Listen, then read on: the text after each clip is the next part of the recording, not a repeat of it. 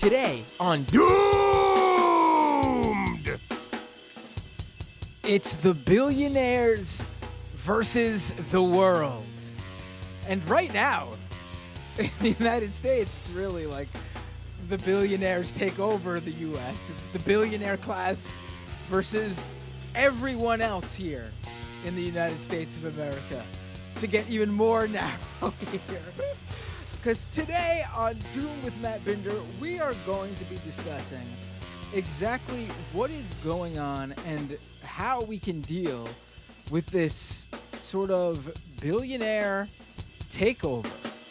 And to discuss that, what better guest to bring on the show than...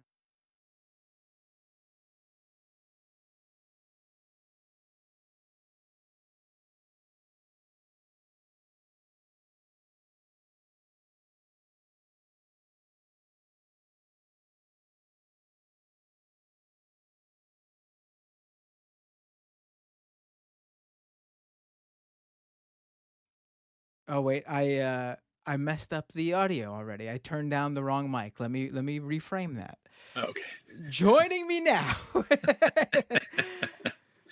is writer and illustrator Jim Bartolo, and he is here to talk with us about the Billionaires and his upcoming graphic novel, Fuck Billionaires.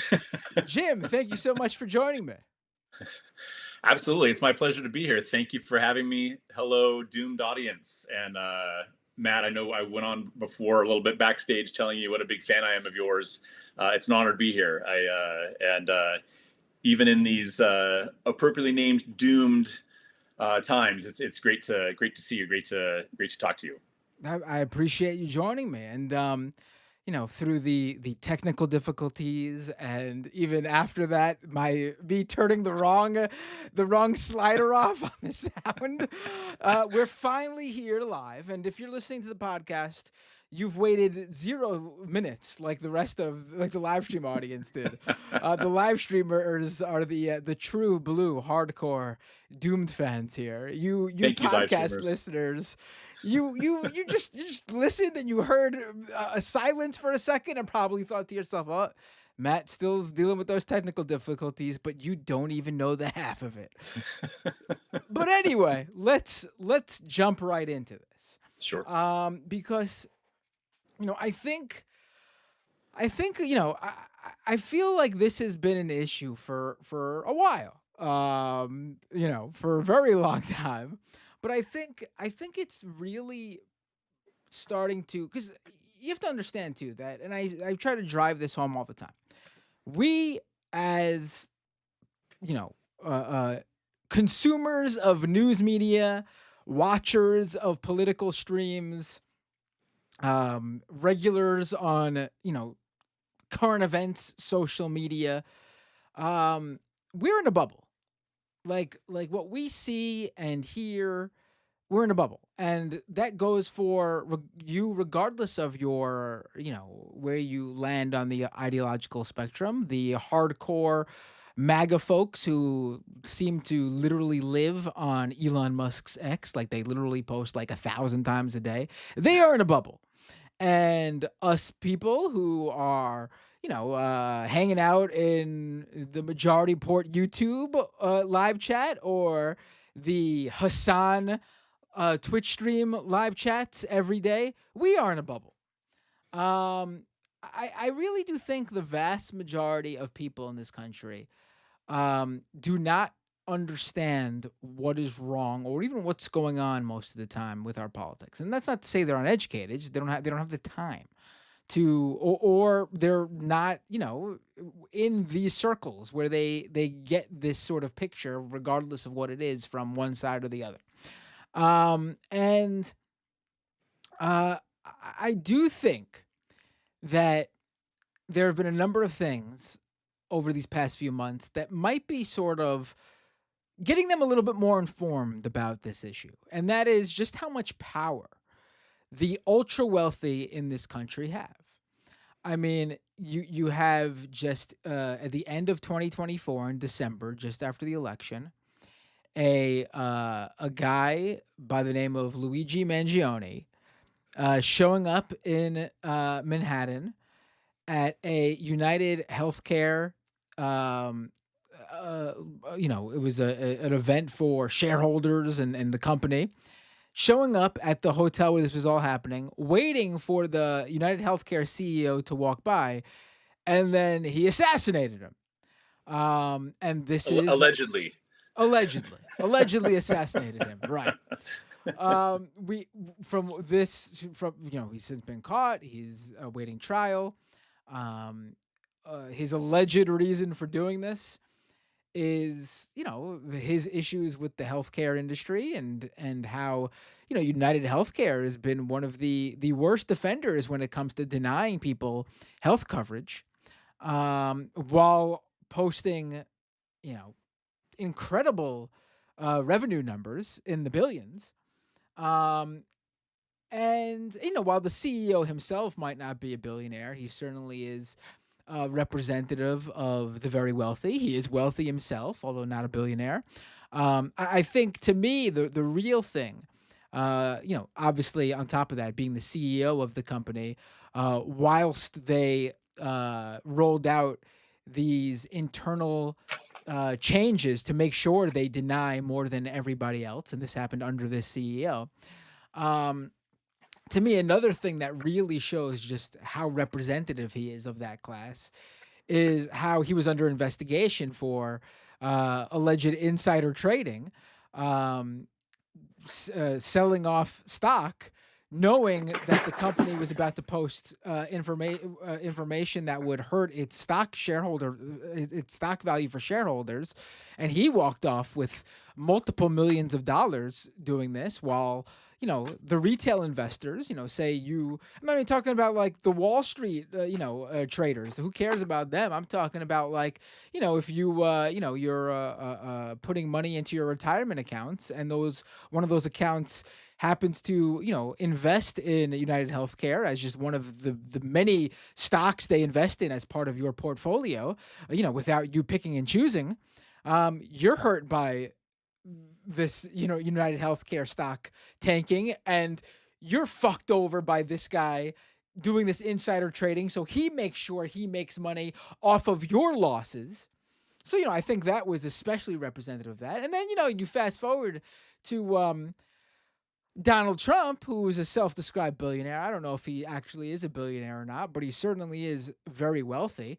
I think the idea of trying to paint him as not as wealthy is as some people try to do, is just stupid. Who cares? The dude is fucking wealthy as hell, as a real estate magnate who has, again, to me, one of the ultimate sort of representatives of everything wrong in this country. This landowner of multiple locations, giant skyscrapers and towers and casinos all over the country and the world, really, golf courses, becomes president of the United States. And then on top of that, someone even richer than him, in fact, the richest man in the world, Elon Musk, is now running a shadow government, almost seemingly superseding the president.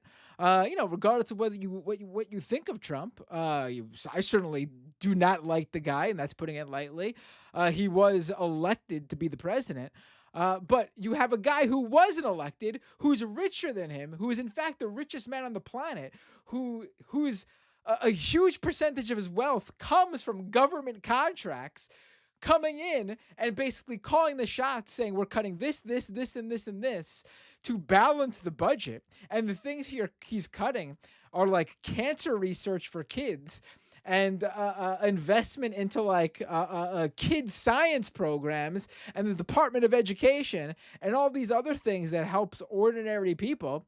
All the while, it comes out at like literally hours before we're talking right here, you and me, Jim, that he's about to get a $400 million payday from a government contract from the State Department so they could get armored Cybertrucks.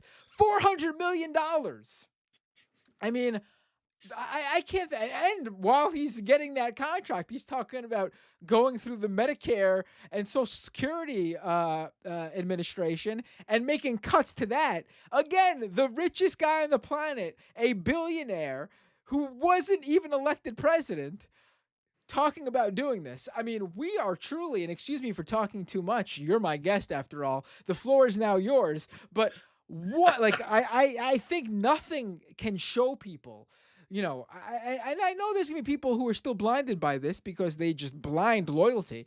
I mean, and this isn't partisan, by the way. Democrats are, I'm not going to say just as beholden to billionaires because, at the very least, Joe Biden didn't bring in like fucking, I don't know, Mark Cuban in to call the shots. But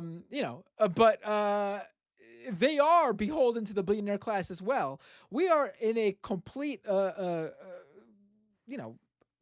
by the rich. We might as well be a monarchy, quite frankly. Yeah, absolutely. I mean, so many angles to come at this dilemma, problem, worldwide situation from. I mean, I say worldwide because, America being such a powerhouse, everything that happens here affects the rest of the world somewhat, somehow. And, from what you were talking about, cutting programs like USAID, USAID, just they've already reporting people that have died from things that they would have gotten had funds and funding and personnel not been cut off. I mean, there's already just dire consequences that have happened and affected people's lives in the most extreme way. I guess first off, what I always try to do when I'm talking to people that maybe aren't aware, and I didn't really realize that, like you were saying, we're so in a bubble. And maybe so we're online in a bubble, and you're in New York, so that's a little bit of a bubble. I'm in Portland, Oregon, which is a little bit of a left wing bubble, or very much so. There's also that sort of people. So I always assume that people are aware of how much a billion is. And people don't really realize it. Like a million, when you hear somebody's rich, you think, oh, they're a millionaire. Billionaires like is just so crazy. The difference. By the way, how's my connection? Am I smooth? Oh, it's perfect. It's perfect. Yes. Awesome. I do. I think you're hitting on a perfect point right here, and I want to let you keep it going. But I just want to point out for that $1 million thing is like, most people, at least in the United States of America, we might not have it all at once, but our overall accumulated revenue that we bring in from work, job, salary, freelance, whatever, over our entire lifetime, for most people will likely be hit $1 million. Yes. I mean, again, we don't have it at once, but just to show you, we can all eventually over our entire lifetime, make $1 million. Absolutely. Yeah. So, I mean, yes, it is a ton of money, or it's a large number in general. I always start to say, so if you gave somebody $5,000 a day for 6 months, they'd be a millionaire, $1 million. In order for someone to get $1 billion, they would have to get $5,000 a day for 547 years. So that's going back before Magellan set sail. I mean, and that is just to hit $1 billion. Most billionaires are multi-billionaires. So we're talking more than $5,000 a day for 547 years. Most billionaires come up from accumulated wealth, from generational wealth, from generational wealth that they have managed to hold on to. And so many of the wealthy, all these geniuses just managed to not lose their family's wealth. And so all of the billionaires, it's like 70% or 60 something percent come from generational wealth. All of them come from the labor of others. And they all also come from using that wealth either themselves or before them, or their fellow billionaires, influencing politics to change the tax laws, to change the laws of being able to use the stock market as something to be able to get a loan from, whereas they used to not be able to do that. So anyway, just making sure that people understand what we're talking about when you talk about a billionaire. I've had people come into my mentions here and there since my Kickstarter launched, saying, "Oh, you're just trying to become a billionaire by making a book," and I'm like, "My guy, even Stephen King isn't a billionaire." So it's kind of wild, the idea of how much a billion is. People don't really realize it. You mentioned things like Donald Trump and the corruption going on, like his. I know you've covered it at length, I'm sure, at various times, talking about his Trump coin and how it launched on a Friday and went from zero to Sunday morning. It was $70 billion in value, which was, I guess, more than FedEx and Ford, their value of those companies. And I know it's lost value and everything, but he totally milked his followers by doing that. Unless at this point where it is on the its current value. Yeah. Actually, let me double check it. There's gonna be a Sure. whole. Yeah, I brought it up on the last episode of Scam Economy as Yeah. part of like the overall sort of what's been going on with crypto. But I'll definitely be.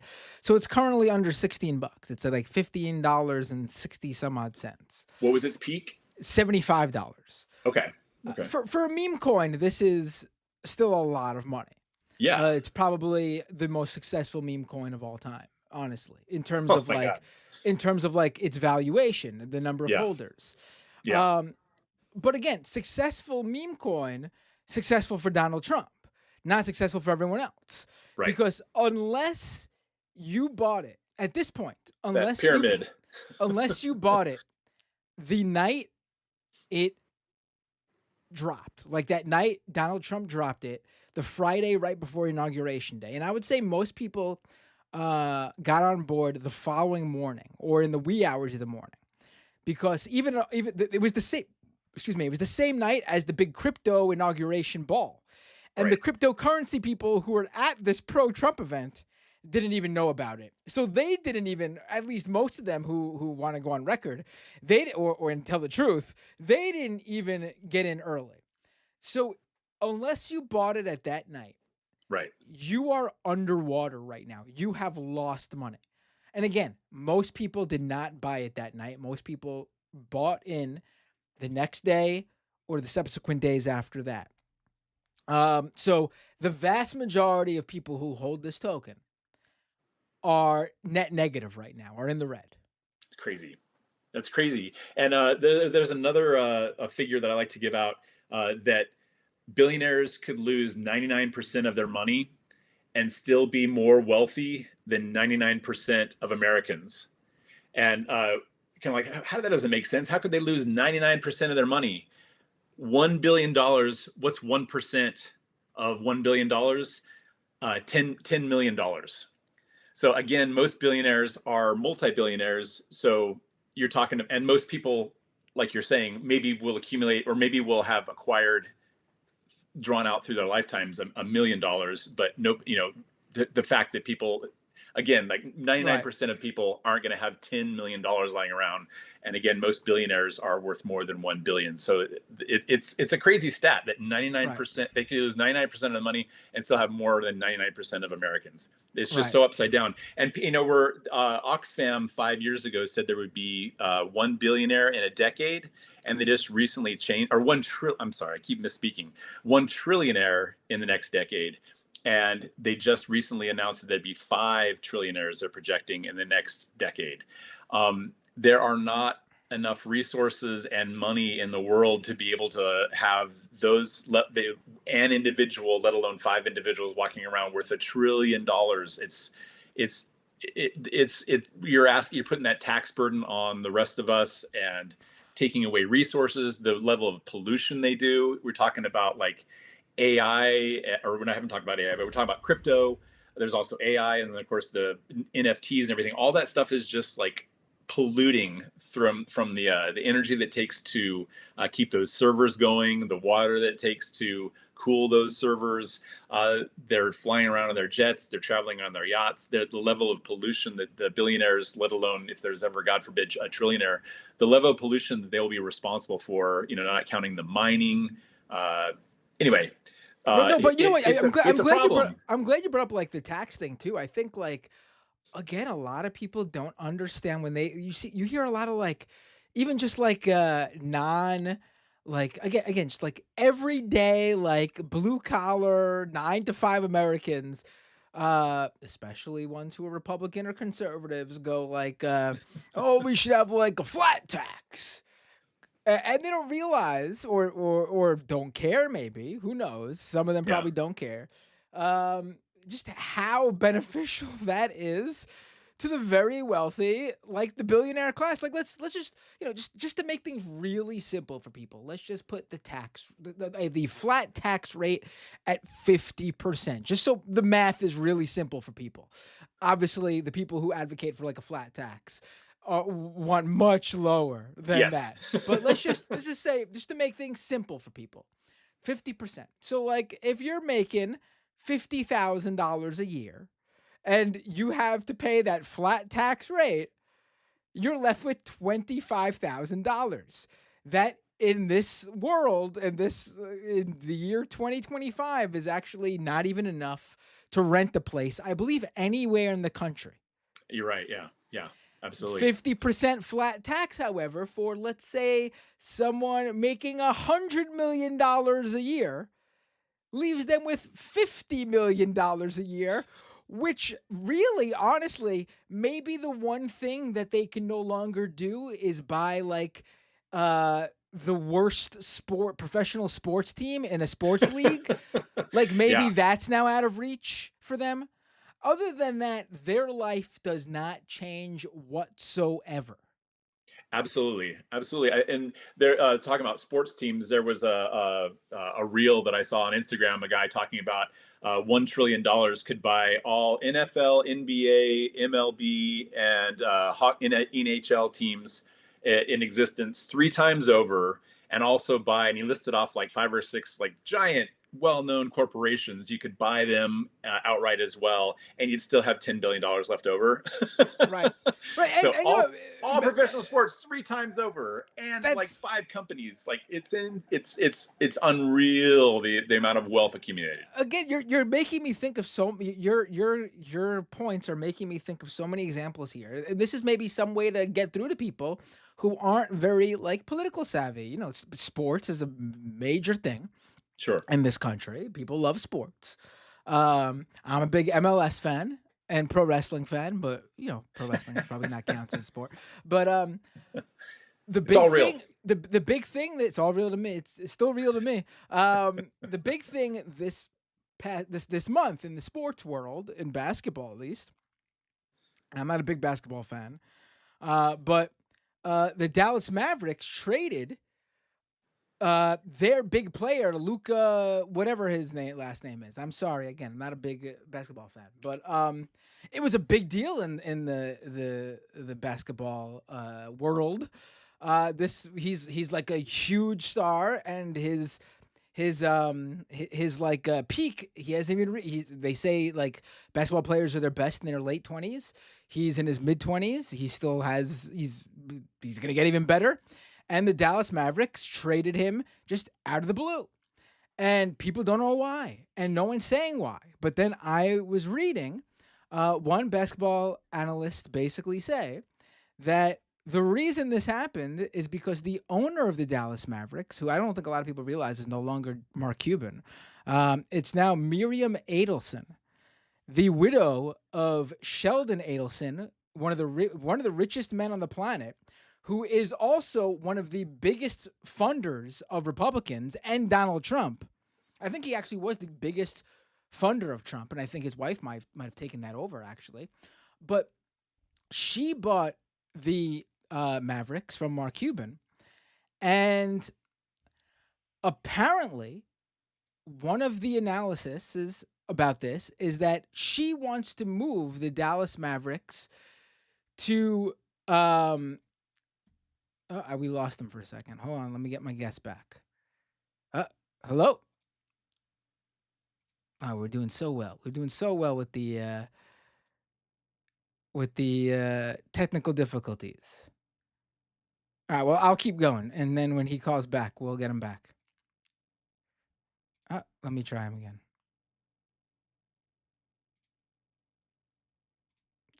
This should work. Are we back? You are back. We were doing so Okay. well. We went like 30 minutes without any tech problems.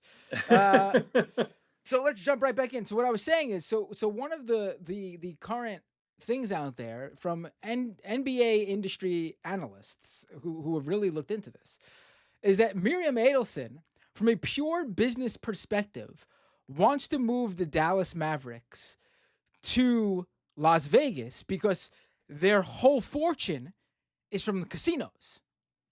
And so they want to move the Dallas Mavericks to Vegas. And one of the ways to do that is basically to just like not be able to show the NBA that like Dallas is no longer profitable for them by tanking their own business just basically so they can move it. And essentially, I'm assuming make more money. And I'm sure that more money they believe that Miriam Adelson and company think they're going to get is probably from like the state. Like Vegas will pay for a new arena and they'll get tax cuts and tax breaks for bringing a professional NBA team to Vegas. And at the end of the day, they will make more money. The people of Dallas not only lose out on their all-star player, but lose out on the team in totality. This is again billionaires dictating for everybody else what the rules based on what they want to basically essentially grow their own pocketbooks. Yeah, and insane. The level of it's just constant greed and constant that. I mean, you and I don't have that. I don't think that sort of like need to hoard. Another thing I like to point out is hoarding is never a positive trait in humans. Like you don't go, hey, boy, I went over to Tom's house and he had 17,000 magazines sitting around in his living room. Like he's so cool. Right. But if somebody that hoards all the money, like, oh wow, I want to be like that. There's nothing like mentally wrong with them. And again, there used to be taxation to the level of I think it was 90 or 90+% decades ago of people at the top. Funny again, great point. And I just want to add that time period is what a lot of conservatives consider to be the golden age of the U.S. economy. Yes, and the middle class was booming. It was the whole, one job, one car in every garage, that sort of the kid money for kids to go to college. And I've said it before, as far as the number of people that are 20, 30 years older than me, they grew up in a different America. Like not only were there not the billionaires just soaking everything dry and putting all the tax burden on the rest of the 99.9% of us, but there was also just money went further. College, housing, everything was cheaper. Cars were cheaper, and people don't. The minimum wage is like barely squeaked up since the past 30, 40 years. The supply matched the demand. Yes, but with people, because people would basically buy one home and live in that home. Yes. But now when you have the ultra wealthy buying up all the homes and then renting them out, which takes them off the market for buyers, or just holding on to them to watch the value go up. That's the thing that, right. Or even, or another thing that they, that they do is when someone does find a home in their price range, all of a sudden a big buyer will come in and offer more than the market value for it, which basically screws over the actual home buyer who was looking for a place to actually live in. Right. Yeah. I mean, I was mentioning how like billionaires have rushed to get invested in NFTs, crypto, AI, all these things to I think it was 6 years ago that Jeff Bezos said, I have so much money. I have too much money to spend. I need to go into space to be able to spend some money. Basically my dude, how about some taxes? But, all the while, totally avoiding taxes. But just the level of, oh boy, the point I was going to make, it was such a good point.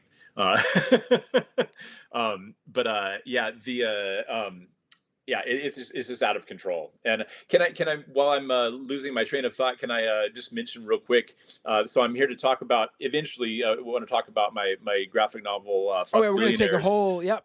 Yeah, no, I appreciate that. And just so you know, like if people go to Kickstarter.com and just type in "fuck billionaires," they can see the campaign there and everything. And now we'll get back to our regularly scheduled conversation. No, But that was a very good. See, I got to be more like that. I always tell people oh, I'm terrible at marketing and stuff, and you just perfectly just segued into a quick ad, and then you're right back into it. Oh, that was great. one thing I saw Bezos, speaking of him, there was like a ticker of him going through a warehouse, an Amazon warehouse, talking to his workers.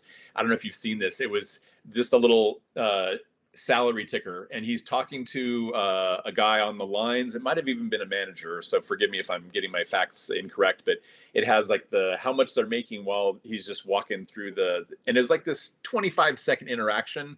And by the time they're done talking, the worker has made like 20 cents, and Bezos has made $11,000.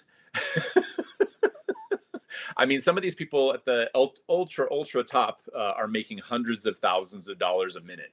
Right. It's it's it's just The understandable. disparity has never been wider.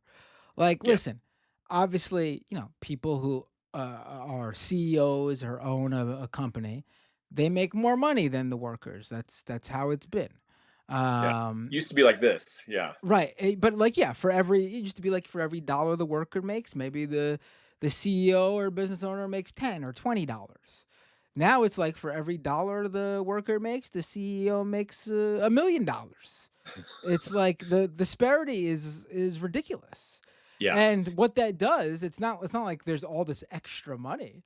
No, what that does is it takes away money from the workers.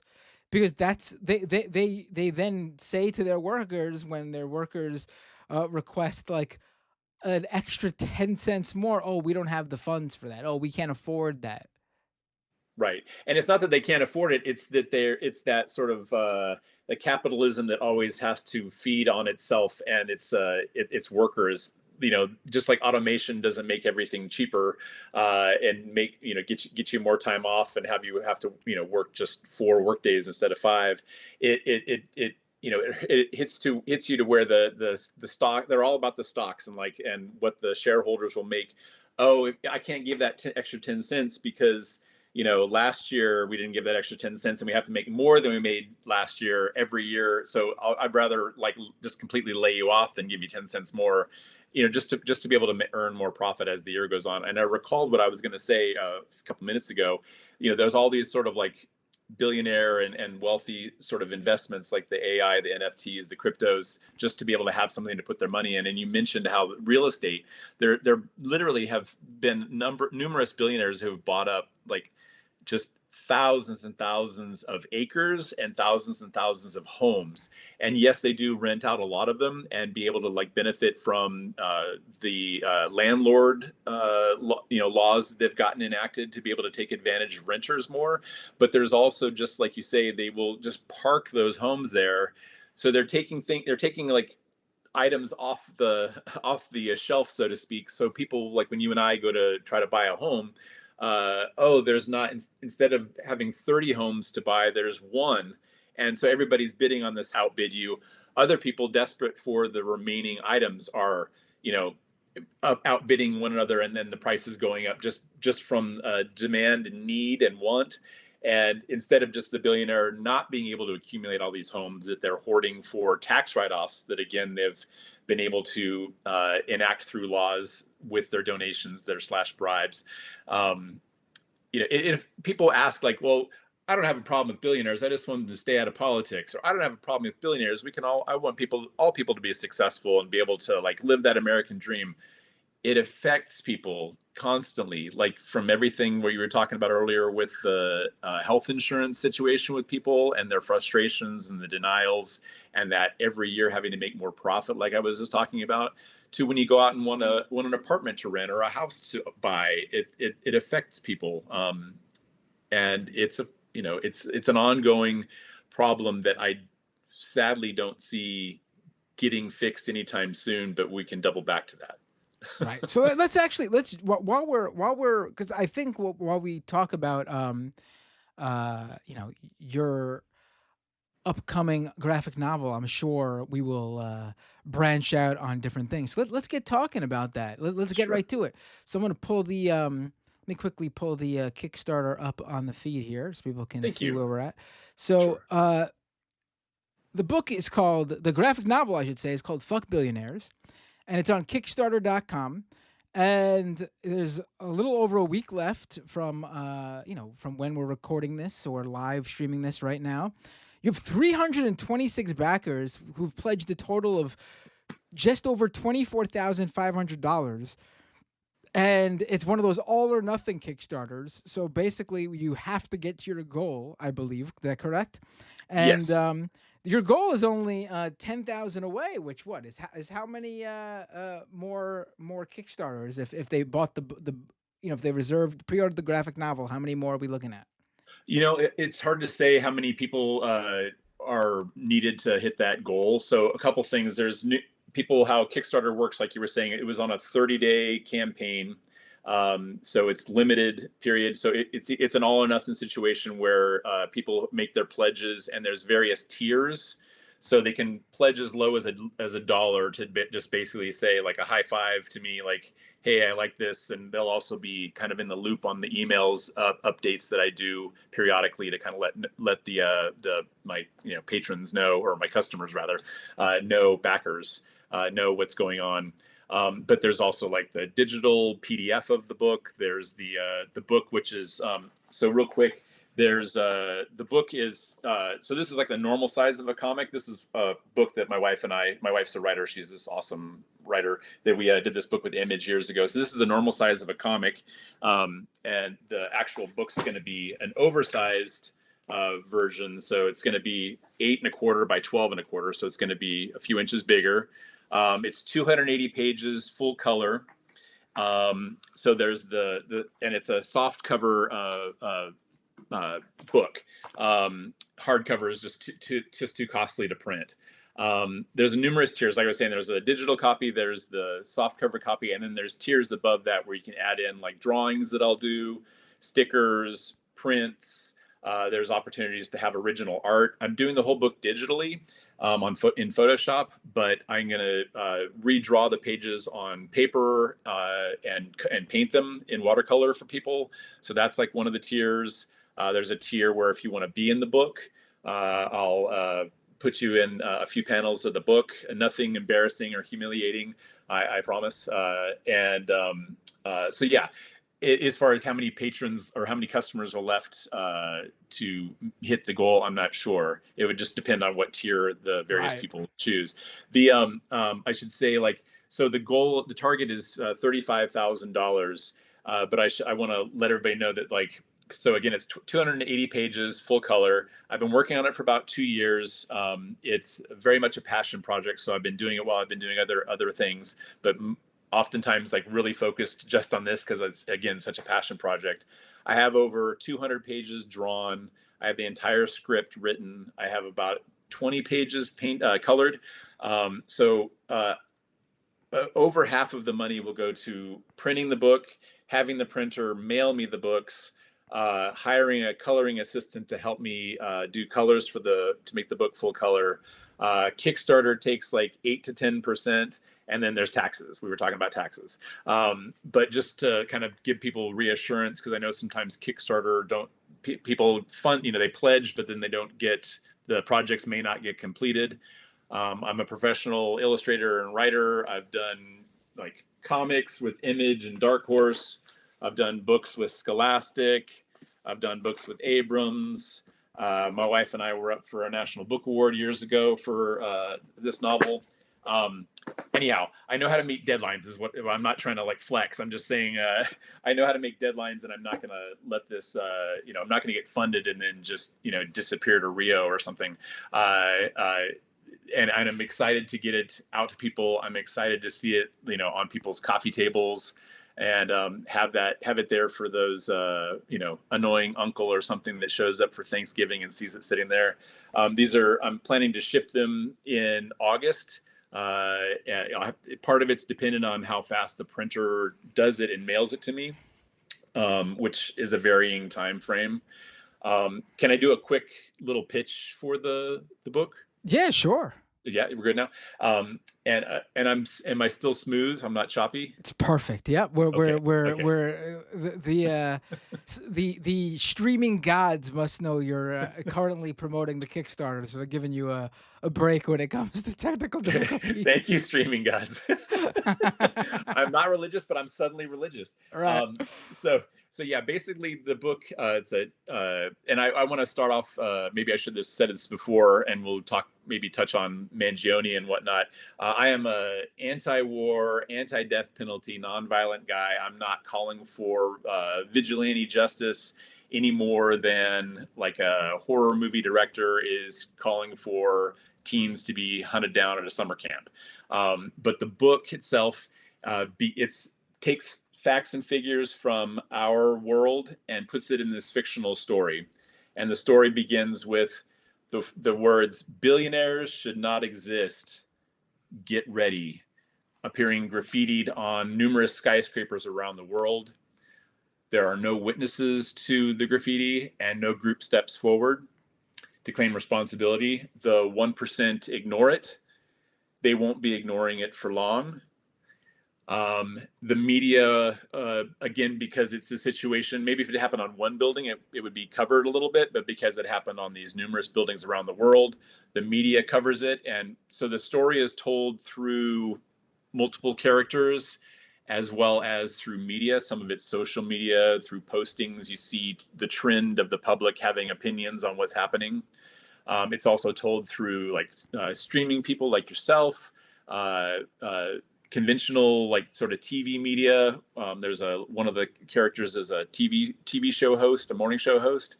One of them is like an FBI agent, and so they immediately start covering this story. And there's people on you mostly defending the billionaires, saying how great they are with all their philanthropy, which we can circle back to that as well. What a joke that is. And and there's also people that are saying, billionaires are a drain on society. And then that night, the night of the graffiti, because the graffiti's like early in the morning, that night, a billionaire dies in a mysterious and gruesome way. And on his skyscraper, the message is left: one down, who's next? Billionaires should not exist. Is it Bill Goldberg who's doing this? And Did I just uncover the mystery? Oh no, shush. But and so again, the wealthy, the rich here, in my story are just like they're here in our world. They're used to winning.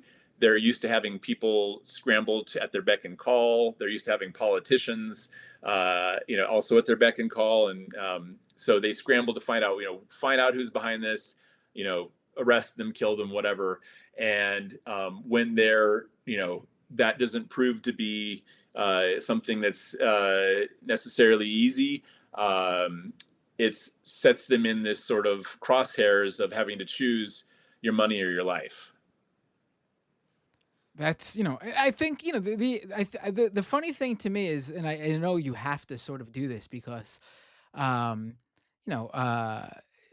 thing I'm discussing that you have to sort of do is explain how billionaires should not exist is not a call to like vigilantism, because ever since the United Healthcare CEO assassination, people all of a sudden acting like billionaires are like a marginalized class or something. Right. And Yeah. it's like no, like saying billionaires should not exist is not even a call for violence, because being a billionaire is not an attribute that's immutable. Like you can't not change that. Like Yeah. to target someone because they are black, for example, Right. they are born that race. They are whatever it might be in this scenario, they are born black. There's nothing they can do. To say they should not exist is racism.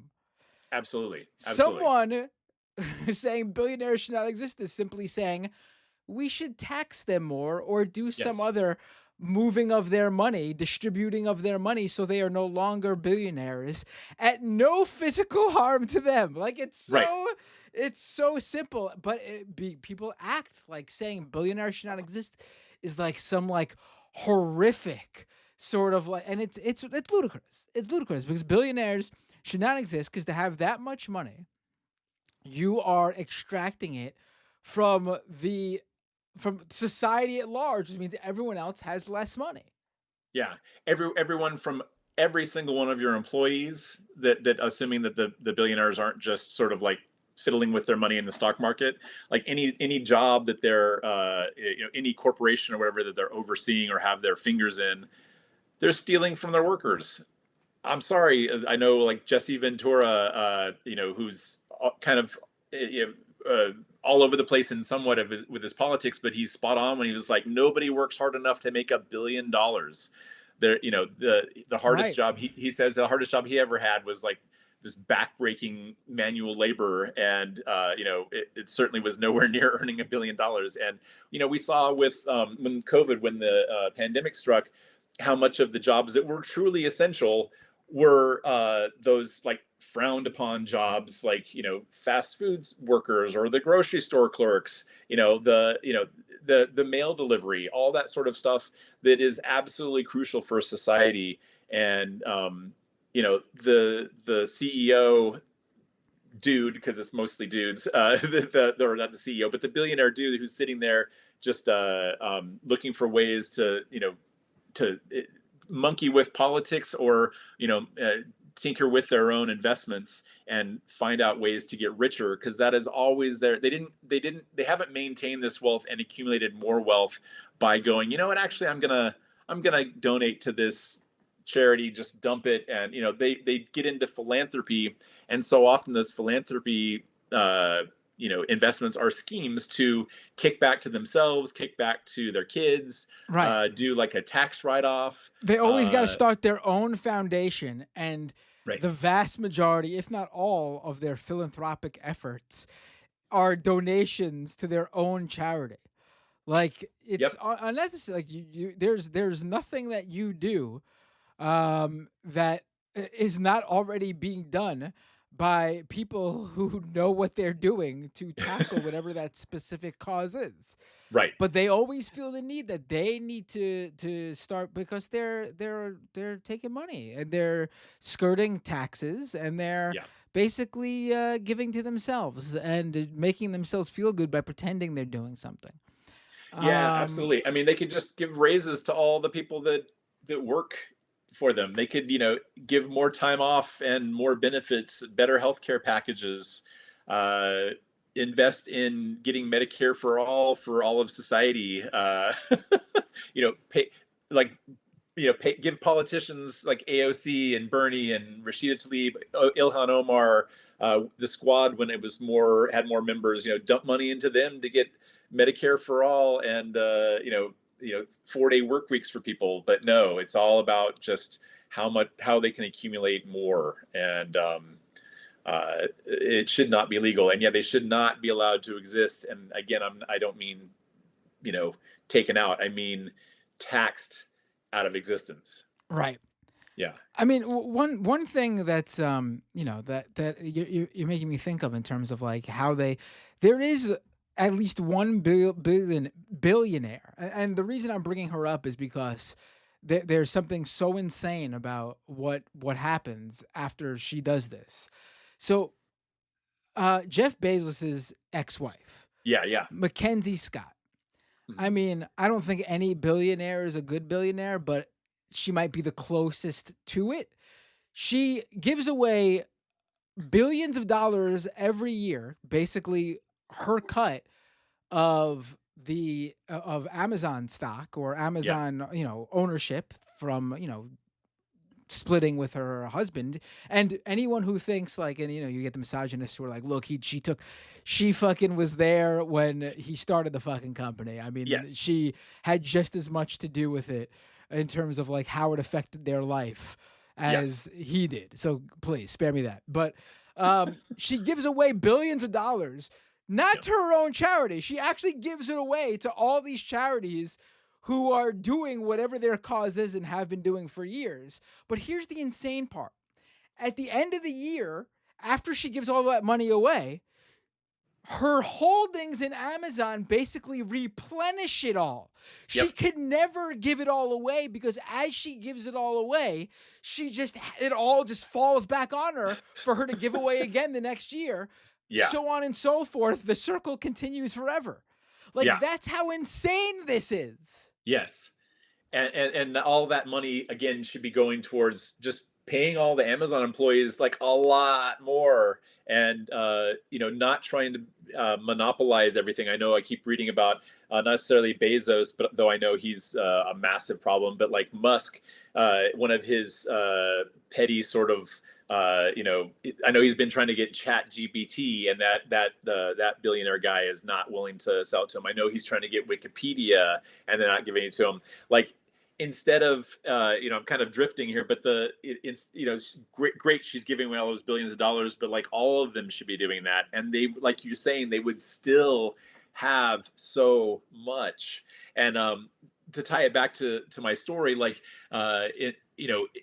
those people that are billionaires and at their core good people or whatnot, if you want to say that, in my story, it's something where those would be the people that be like, you know what, money in my life, here's my money, and it's something where I know Bernie's brought it up, other people have brought it up, tax the billionaires down to $999 million, and they'll be fine. They'll be fine at just under $1 billion, have everything over $1 billion, assets, investments, whatever, 100% tax rate, and they'll be fine. Right. Make it illegal for them to acquire more than that. You've won. You're done. You're good. So yeah. Right. Then you'll get the people who are like, oh, then it won't give them any incentive to make over $1 billion. Let them spend the fucking money. So at least it's putting it into the economy and not hoarding it and holding it and not doing anything with it. Right. Yeah. And again, they have so much, too much to spend on their own. So they're always looking for ways, and those ways are often terrible for the environment. The space travel stuff. Yeah, great. We get to explore, but I'm sure it's like a horrible waste. All of the everything that takes the fuel, all of the technology, again, all of the NFTs, crypto, AI, it all just is just bad for the environment. And, it's just a strain on the rest of it. It affects all of us. I know the doomsday clock. Did you cover that change recently? No, it changed. Doesn't it get closer to the end every year though? Well, so it started out in 1947, I want to say, and it was 7 minutes to midnight. And it's crept, here and there throughout history, closer and closer. For the past few years, it hovered at 90 seconds to midnight. And basically, as soon as Trump was sworn in, or thereabouts, it shifted to 89 seconds to midnight. And the three things they listed as the problem were global warming, war, and AI. And the thing that they had trouble with AI was that the numerous countries around the world are using AI for their military targeting systems, and they were just the scientists behind changing the doomsday clock just foresaw that that's probably a bad idea. You were talking about the denial stuff for United Health. I'm sure we all remember how that was it. Brian Thompson was his name. How his company United Health had an AI system that I can't recall the wording, if it was mistaken and denying 90% of all the claims reflexively, or if it was doing its job correctly and denying 90% of the all the claims that came in, just showing the heartlessness and the efficient, effective sort of lack of humanity that AI is capable of. It's bad. Yeah, we are. We're in a bad place, and we're barely 1 month into it, Barely Yeah, 1 month into it. 1 month sure. into the worst, I should say. I don't want, again, this is not a problem that started or began with Trump, Right. not even the first Trump administration. It's just that we are in the speed run here. Yeah. The car that was maybe not heading towards the cliff is now just, foot on the pedal, heading straight. And yeah, it's been really frustrating to watch. Of course, the Democrats, you know, so many of them prove their lack of spine, their lack of, uh, thinking outside of decorum. That was one of the many, many, many frustrating things with Biden was he, immediately coming in and being like, let me reach across the aisle, or that geezer who beat out AOC from that one leadership position recently, where he was like, I was Connolly, right? surprised. I was surprised no Republicans voted to have Musk brought up on charges or whatever the case was. It's like, pay attention. They never play by the rules. They're always ruthless. They're always united. And you guys, as Democrats, need to start learning to do the same. Unless you're complicit. I know, many people on the left who are just absolutely fed up with the Democrats, and understandably so, and just feel like a number of them are absolutely complicit in allowing a lot of the things to happen, and would rather just use Trump and Musk and everything as fundraising for the Democrats. Like, aren't you frustrated by what's happening over here? Give us money. We're not going to do anything right now because we're out of power. What are we supposed to do? But yeah, can you send us some money? Oh boy, yeah. It's uh well, So go ahead. no, you go ahead. Go ahead. Okay, so one thing, like, you and I are shaking our heads and hanging our heads and face palming with everything that's going on. So one of the things that I think is important in a time like this, not only is volunteering, becoming involved in stuff like the Right. DSA or local politics, or even just sort of like getting together with friends who have wants to be uh, you know help marginalized communities, whether it's something you can help, like local LGBTQ plus communities, if ICE is something that is if you have like a minority communities that ICE is going to be coming after, and there's ways that people like me who are clear like Larry Bird they can be able to like help marginalized communities in your area. Like that kind of stuff is important, and would will make you feel like you're involved and active and helpful. My wife and I, right after the election, we went to a gathering to try to help some of the trans community here in Portland, and just to try to be able to do something to help people that are definitely going to be hit Feel a full brunt of most this. Yeah. directly. And Right. but as far as like what I'm trying to do with the book is, I had back issues like Mangione evidently did, and instead of going at it well like he did, I picked up a pen and a pencil, and and that's what I picked up to get to work to kind of like push back and write this story and illustrate this story. And I feel like fiction, and especially in this case revenge fiction, is very much a helpful sort of catalyst and escape from what's going on. We have in real life, I think, worldwide taxation and organized oversight and regulation is really the only way to fundamentally push back and beat the wealthy that are on the ever increasing rise. And like you'd said, just it's hit levels of like WTF the past few weeks.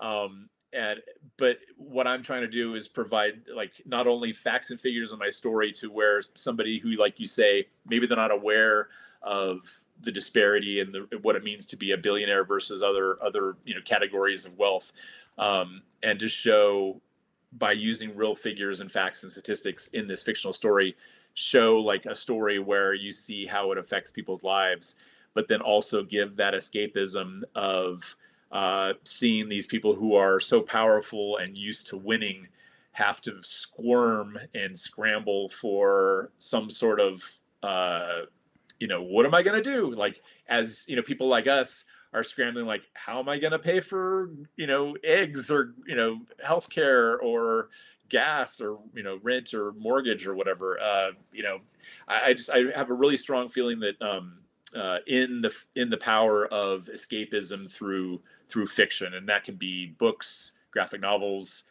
video games, TV, movies. Yeah.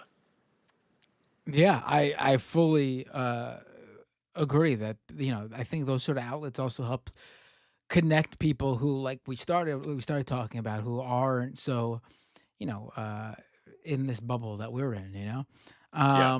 So ooh, I just was checking right now. It looks like during this show you got a couple more backers to the Oh, Kickstarter. hey, all right. All right, Thank you, cool. guys. Thank you, backers. So, folks, Kickstarter.com, search "fuck billionaires" in the search bar, and it should come up, right? Oh, because you have to self censor the word, right? So Yeah, put but I think if you just put billionaires in, it'll it'll show up. come up. I could be wrong. Yep, it shows up. Yep. So Okay. just type in "billionaires" Yeah. or "billionaire." Billionaire shows up for me. Okay. Make things even simpler. Thanks, Matt. 70% of the way there as of Yes. right now while we're talking. Yeah. Uh, this has been an absolute pleasure to have you on this show, Jim. Is there anything else you'd like to talk about or plug, or please, even just like a main website where people could follow you regardless of the Kickstarter? Maybe if someone listens to this show 2 weeks from now and the Kickstarter has already gotten all its funds and the books are going to print, where can people find you? Thank you, Matt. Well, first off, it's been an absolute pleasure. You and I talked beforehand in the green room. I guess you're in the green room right now still, but with the backdrop. But I've been a fan of yours for a number of years with the Majority Report, I and I've followed appreciate you it. with Scam Economy and Doomed, and I just appreciate and enjoy everything you do and your perspective on things. I still remember tuning in. Boy, I think it was one of your live feeds with one of the Bernie campaigns, and forgive me, I can't remember if it was Bernie #1 or Bernie #2 campaign, but I was feeling so frustrated, and I turned on one of your Twitter live streams and was just listening to you talk, and it felt, from having, like, quote, know you from Majority Report and hearing you at, like, I think it was like 9 or 10 o'clock here, and you kind of just sort of commiserating along with your viewers. It felt it was very helpful. So I just Ah, my I'm little I'm side. glad I could give that to you then, You really did. because I don't think I could give that to you now. Well, perhaps, but no, it truly did mean something. Like, I still remember that sort of like, oh, Matt's talking about it. Okay, I'm going to listen to Matt. And, like, even though I didn't chime in because I'm a little bit like afraid to type the wrong thing and people, dogpile on me or whatever. But it was helpful. So thank you. But yeah, so you can follow me on all the social medias I know my name's hard to spell, but it's at Jim D. Bartolo. And I'm probably most active on Instagram. I'm trying to get more and more active on Blue Sky. But I'm on Threads, which I kind of hate because it's so bare bones and strange. But and I'm still on Twitter. And I'm on TikTok, though it's often hard to get any videos regarding my book up there because it's very restrictive on what I'm able to say or put up in my my videos. I've had a few be able to go through, but a number of times I've tried to post things and it's like, nope, you can't put that up there. Just the automatic sort of whatever thing you have to go through doesn't allow it. Like Matt had said, there's like 8.5 days left. When it hits 10 o'clock tomorrow morning, it'll be 8 days left on the campaign. It's an all or nothing crowdfunding situation.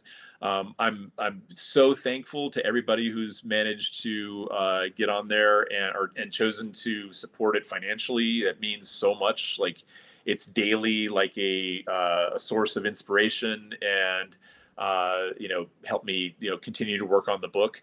And for those that have given financially or who can't, if you could just spread the word through social media. If you happen to know Stephen King or AOC, tell them to give it a shout out. Just help spread the word. That means a lot, and it's very, very helpful. So I appreciate those who've done it, and anybody who can continue to do it. I appreciate it.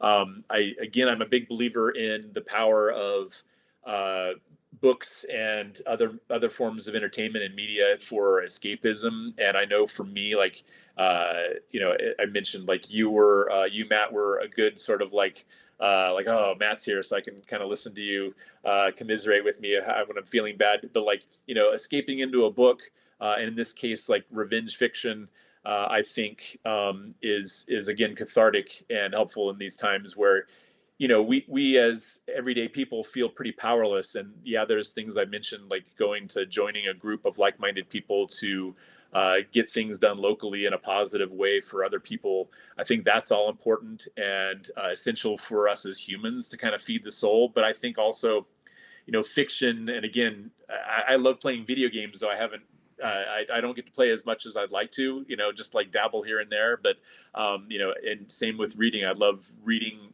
just novels of all sorts. I think it's important. And in this case, I'm trying to create something that, again, will look cool on your coffee table. This is the cover. This is a poster, of course, but this will be the cover of the softcover graphic novel. And that's an awesome poster. I love it. It looks thank you really so much.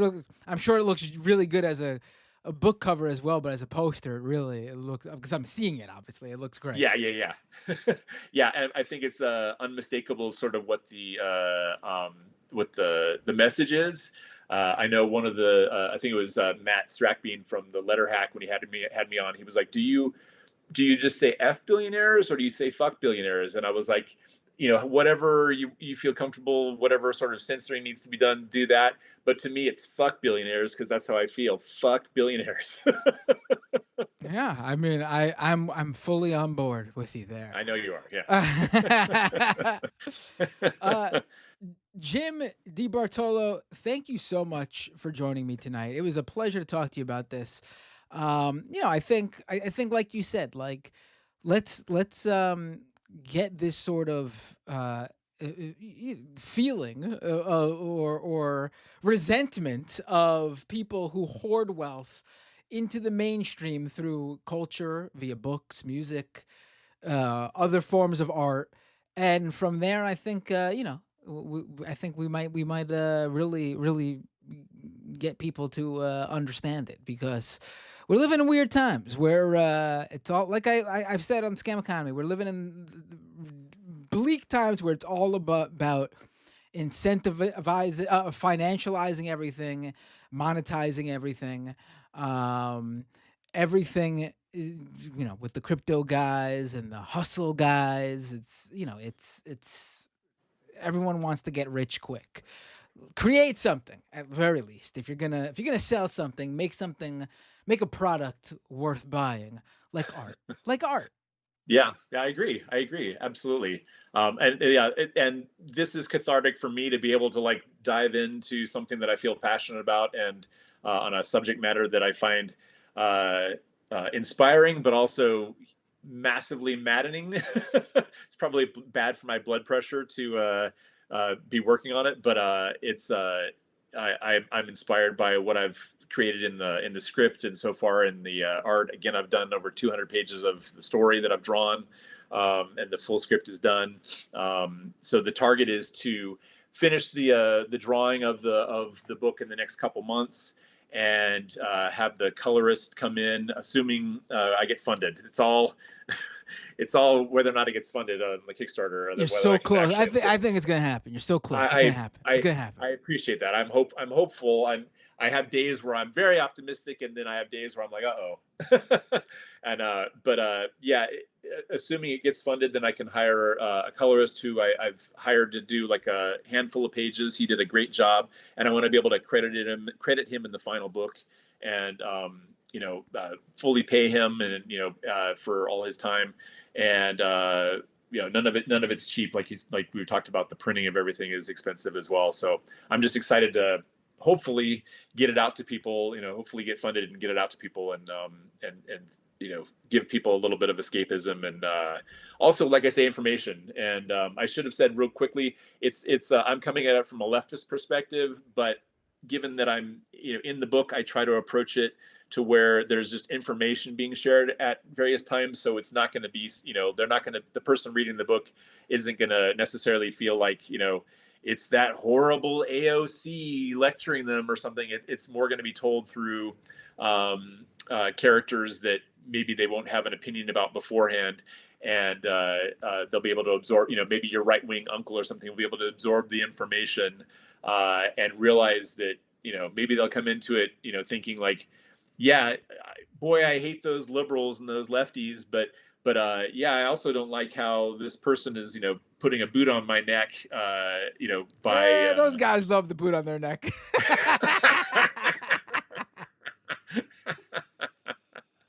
Wow. Yeah, I'm trying to appeal to more than just the echo chamber of our people in our bubble, but I think it does that. But again, it's between you and me, Matt. It's coming at it from a lefty perspective. So the righties don't need to know that. Right. No, I appreciate you doing that, because I do think it is more of it is a broader audience than just the left.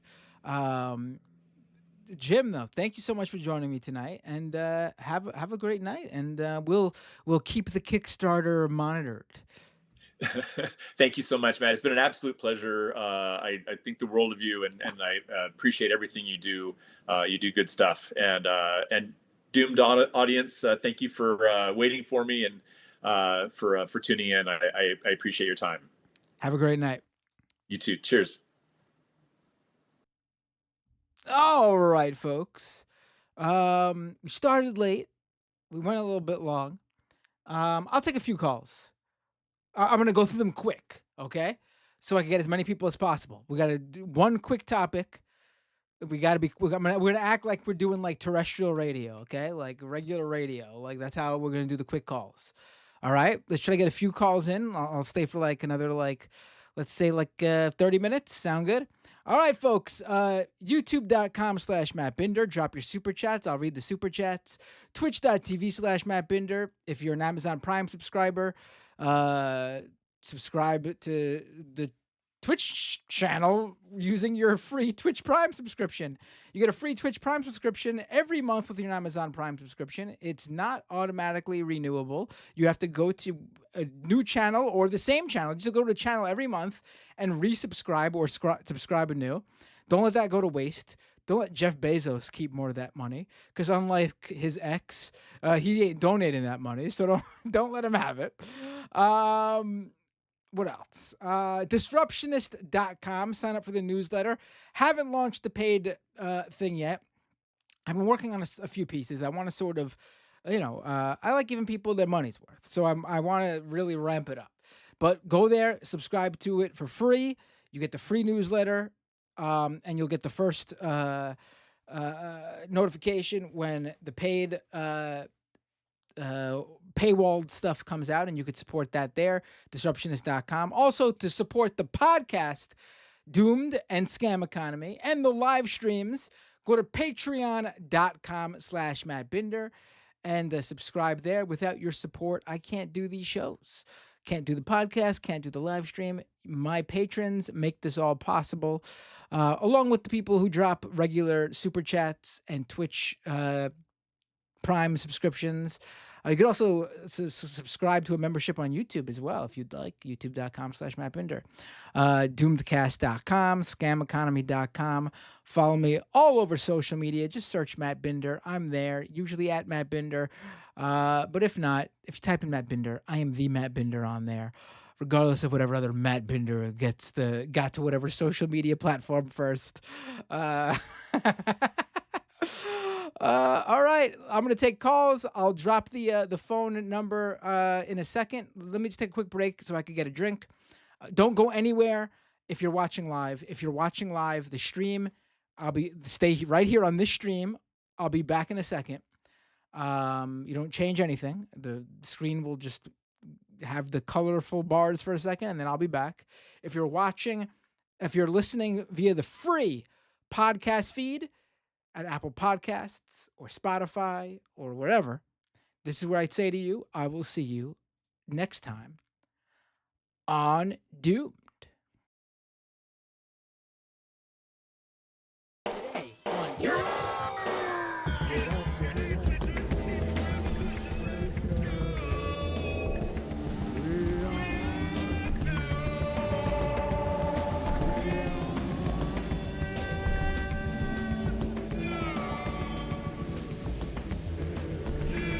Ecological collapse, corporate fascism, corporate journalism, police brutality, voter suppression, austerity economics, education masses, rampant homophobia.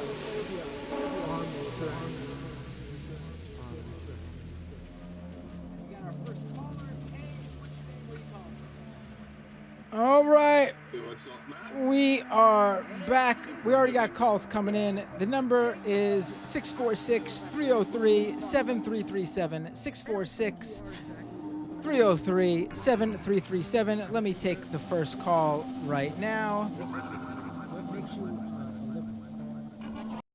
I'm pro-Green New Deal. Oh, hold on one second. I gotta shut off all these other sound effects going on. Hey, what's your name? Where are you calling from? What's up, Bender? Chris from North Carolina. How are you, sir? I'm doing good. You said your name's Chris? Yes. Hey, Chris from North Carolina.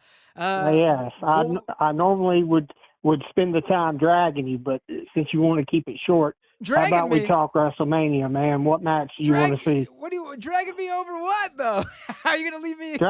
Just like Michael Brooks would, brother. Oh, okay, got it. WrestleMania. Have they officially announced any of the matches yet, or are we just talking? Okay. No. But you can kind of see the card. I'll go first. I'm really thinking it's going to be Punk and Roman.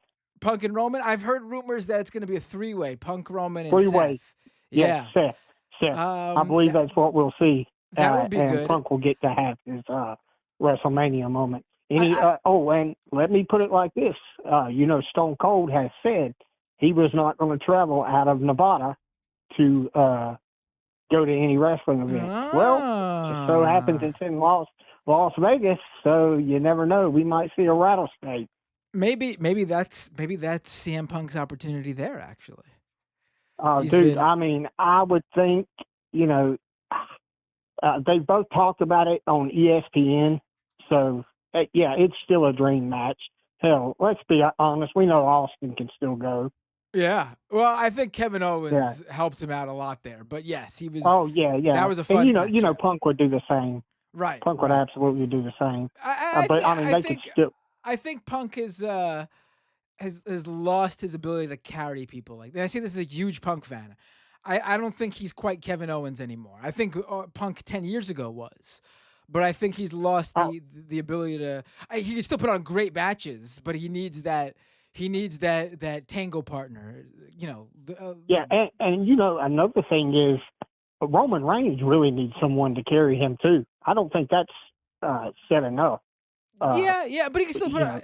I will say I like this Roman a lot. This is a huge. I've liked Roman ever since he turned heel after the bloodline. With the bloodline stuff, because he was absolutely polarizing. Right. I mean, even more so than Cena. Right. And one thing. It makes me think too, though. Like they could have really turned it around for Cena too if they did the same with him all those years ago. Yeah, and what do you think? Man, I would really like to see Orton break Flair's record instead of Cena. I've never been an Orton fan, so I don't. Well, he was an asshole back in the day for sure. I also just find him a little bit. I don't know if boring is the word, but just monotonous. A little bit. I'm not a big fan of watching his matches. Let me put it this way. Yeah. Let's agree on one thing. Yeah, Hogan is a big is a pathological liar and a piece of shit. Oh, Hogan is the worst. We could all agree on that. And I'm so glad to Yes. see that he was booed when he came back. And I'm so glad to see that all these wrestlers are basically saying in interviews on podcasts and stuff that, yeah, he got what he deserved. Even The Undertaker said, yeah, Hogan got what he, Exactly. That's the Hogan point. got what he deserved. He didn't get booed, so don't give me any of this. It's political bullshit. No, Yeah. it was all due to that tape. No. We heard exactly what you said. Yeah, it's way more. And his lies over the years. Does the Trump thing add to it? Sure, but it's not just Maybe, the Trump yeah. thing, because we see Yeah. that people still love The Undertaker even after The Undertaker endorsed Trump and had him on his podcast. Yeah, and the only thing I got mad at The Undertaker for about was saying that Dave Bautista and Mick Foley were wrong for their views. That, Oh yeah, that was the only thing about it. I haven't lost that much respect for The Undertaker, Well, like, he wears the from Blue Lives Texas Matter. and He wears the Blue Yeah, Lives Matter but- shirts and stuff. I don't. yeah. He's I know, he's but- definitely not as bad as Hogan. We could definitely give him that. No, Yeah. not at all. Well, my man, it was a pleasure finally getting to talk to you, man. I enjoy everything you do. I appreciate You have it. yourself a good week, man, and it was great talking to you. You too. Take care. Have a great night. You too. Bye-bye. What a great call for multiple reasons. Talked with me about pro wrestling, and on top of everything, he knew exactly when the perfect time to say goodbye was. I could have went on with him forever. I was loving that call, but I said we got to make the calls quick tonight so I can get in a bunch of people. Let's take this call. 438. What's your name? Where are you calling from? Hey, Matt. This is Osama from Canada. Osama from Canada, America's 51st state. How you doing, my friend? What's going on? Good. How are you? I'm doing good. What would you like to talk about? I would have talked more wrestling if we had time because they have a lot of, like, they have Sammy KO setting up and they have Gunther Jay setting up, and people are like, Jay is the wrong choice, but every arena he goes to, everyone wants an encore. And they're like, no, it's just the music. It's just the music. It's not the music. It's the guy. Yeah, no, it is. Yeah. And I'm happy for him. I wanted Sami Zayn to win because I think he should win a Mania main event after winning a Rumble. But besides that, I wanted to. I think Sami Zayn has had the best possible career he could have had. Honestly, I think he should be very proud of what he's become. No, of course. He's become like a major character. Like he will forever be remembered. Like his character and what he did with the Bloodline. Yeah. Like that is something a lot of these guys don't. Not get to just do. that. Yeah. Like even when he was booked, like with the comedy stuff and everything, he did it like as good as R-Truth maybe, but maybe a little less because R-Truth is so good. But right. he has the entire breadth of, like, he can do anything. Yes. He's like the best wrestler without a world championship probably. Oh, and he could wrestle too. My God, could he? Yeah, he's. Awesome. Oh yeah, they had this. You should go back and watch CM Punk versus Sami Zayn main event for the Elimination Chamber qualifier. They never wrestled before, and it's insane. Yeah, I got to check it out. Yeah, but I wanted to mention this for a bit because, of course, the U.S. is spiraling out of control, and who knows what will happen. It's always like a show, at least. But sort of mentioning what's happening in Balochistan, because I don't think other people will, unless you're a Baloch fan I don't know about. But so apparently they've, like, we were talking about art and everything, and this episode was about art. They literally, like, the security forces in Balochistan went after people for selling books. They're like, stop selling books. We just saw that happen in the West Bank with Israel arresting two bookstore owners for selling pro-Palestinian coloring books. Yeah, but I mean, Israel, of course, is insane. They'll do anything. They were like, there was no mention of even them selling anything that was like subversive or anything. They're just selling books. Like it was like an informal bookstall. I don't know, not Israel one. I think the picture they. I Oh, mean, yeah. Okay. Yeah. Go ahead. Yeah, tell me more about that. So they didn't mention a lot about it because they didn't say that they were like subversive books. They just said books. They were just selling books to children, and the security Can't forces do came that. and then just Don't sell books to Yeah. children. and there's news about like there's a news source I can share that talks about this stuff. I'll link it in chat if I can. But I was just checking it recently. Like today, there was news that 16 people were disappeared in 24 hours. Oh, wow. And so it's they're containing that, and that's the army. But then the IMF, the good, the actual wing of American imperialism, is telling us to sell our all our stuff. So they're selling they were selling the what do you call it, our airlines, but now they're trying to sell our hospitals too, because most countries have government hospitals, and Balochistan as a province does as well.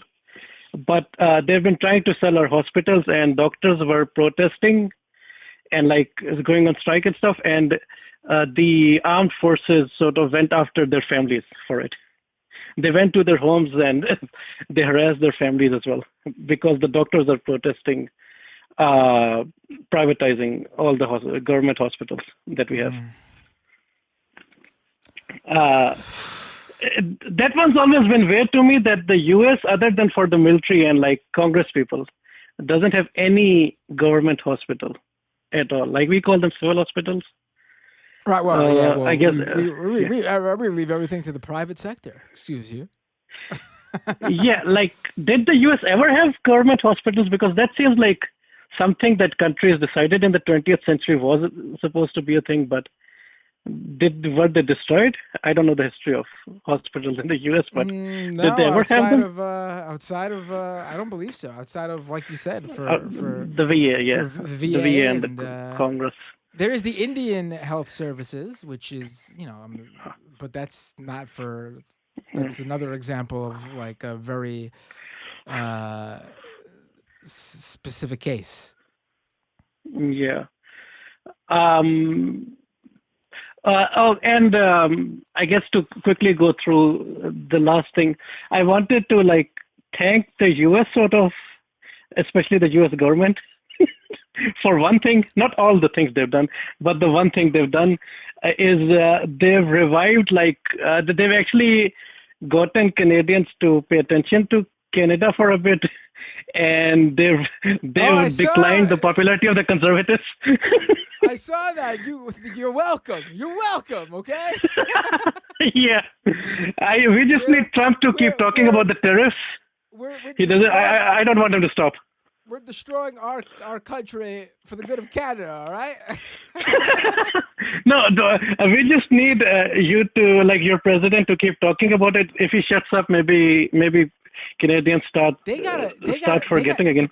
They gotta keep this up though over there. They gotta really keep pushing how the conservatives over there are basically kowtowing to Trump, and even when they say Canada won't become part of the U.S., they're doing it in such a little they're we'll listen to your demands, because they gotta really continue to push this. They gotta be no, we will they should start a fuck America movement. Okay. No, they're literally you know what? If you check you still have TikTok for now. So if you check these TikTok, YouTube, whatever, and Instagram, whatever you use, they're Canadians Canadian products are at eye level now. And the stores, they're not like Eltrus, right? So they put things that sell at eye level and sell things that don't sell at the bottom rack, right?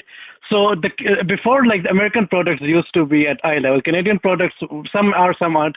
Now it's American products are not at eye level for most things, and there's a lot of Canadian stuff at eye level now. Well, that's what we get. I hope Trump is happy. Yeah, and people like I like people were canceling like trips they do because it's the winter, right? People go to Florida and stuff, and Oh they're yeah, like, oh, canceled it. oh, Yeah. you think we can find you think we can find a place that's mildly hot in the winter? I mean, you guys got like you guys gotta have like an indoor parks. No, got to be something like that Uh, there, right? I mean, Indoor yeah, water park or but something. the snowbirds are like people who have a bit more money, so if they want to go, they can just go to Mexico if they want. I mean, There you it's the go. same for Yeah, them. you guys gotta really push that Mexico Canada partnership. That's what you Oh, guys there gotta was do. also the funny thing of like, I don't know if Mexico was included. Maybe I'm misremembering, but Mexico and Canada should join the EU. Just join Oh, the why EU. not? Right? Yeah. I mean, hey, Yeah, I'll Canada. be happy with it. I know the UK is no longer part of the EU, but Canada Yeah, does recognize the royal family. I So mean, that puts them over there, sort of in a way, like I'm for. 2 degrees of separation, right? I mean, Yeah, I'm for a bigger union than just the European Union, because why not? Like, it's racism that holds them back, because otherwise, why doesn't, like, they have Hungary, but they won't take Turkey. They're not taking Georgia. Why aren't they taking like Morocco or Tunisia? I mean, if they can, Tunisia is democratic as well. It's not the best democracy, but hell, the whole world needs to come together against the U.S. right now, right? I mean, why not? Bring China into the EU, bring India into the no, EU, invite North Korea into the EU. no. Personally, I do want like a sort of Asian union like the European Union, but we hate each other a lot. I don't know. Like, can you imagine Pakistan and India and China being in the same union? Right. Yeah. I want to see. Uh, I want to see BRICS, but for the whole world except the U.S. Like, BRICS is not good. BRICS is just a weird like it's mishmash. yeah. But like, It's got its pluses and minuses. Yeah. you know that joke of like everything just becomes NATO, now just everything just becomes the EU. Yeah. But yeah, I guess for other callers now to close out, again with wrestling, I guess for something lighter, it's funny that in Netflix you have Netflix and you have to watch ads, but everywhere else we're ad free for not only Raw, we're ad free for NXT and SmackDown, and we get to see all the entire matches. Yeah. We see the entire matches. For AEW, we see the entire matches. For WWE, we see the entire matches. We get the worst. And the US, even our pro wrestling streaming services, we get the short end of the stick. Also, Canadian Netflix has more stuff than the American Netflix, but I heard people are like dropping their Netflix in Canada. That's how much they're angry at America. Keep rubbing it in. Keep rubbing it in. Keep rubbing it in, buddy. I mean, you're in New York, right? You can join Canada. You can do the reverse thing of Trump, Yes, maybe. Yeah. and Denmark was saying they'll buy California, call it New Denmark. Oh yeah, why not? Right. Yeah. So Texas can go to Mexico. California can go to Denmark. You can come to Canada.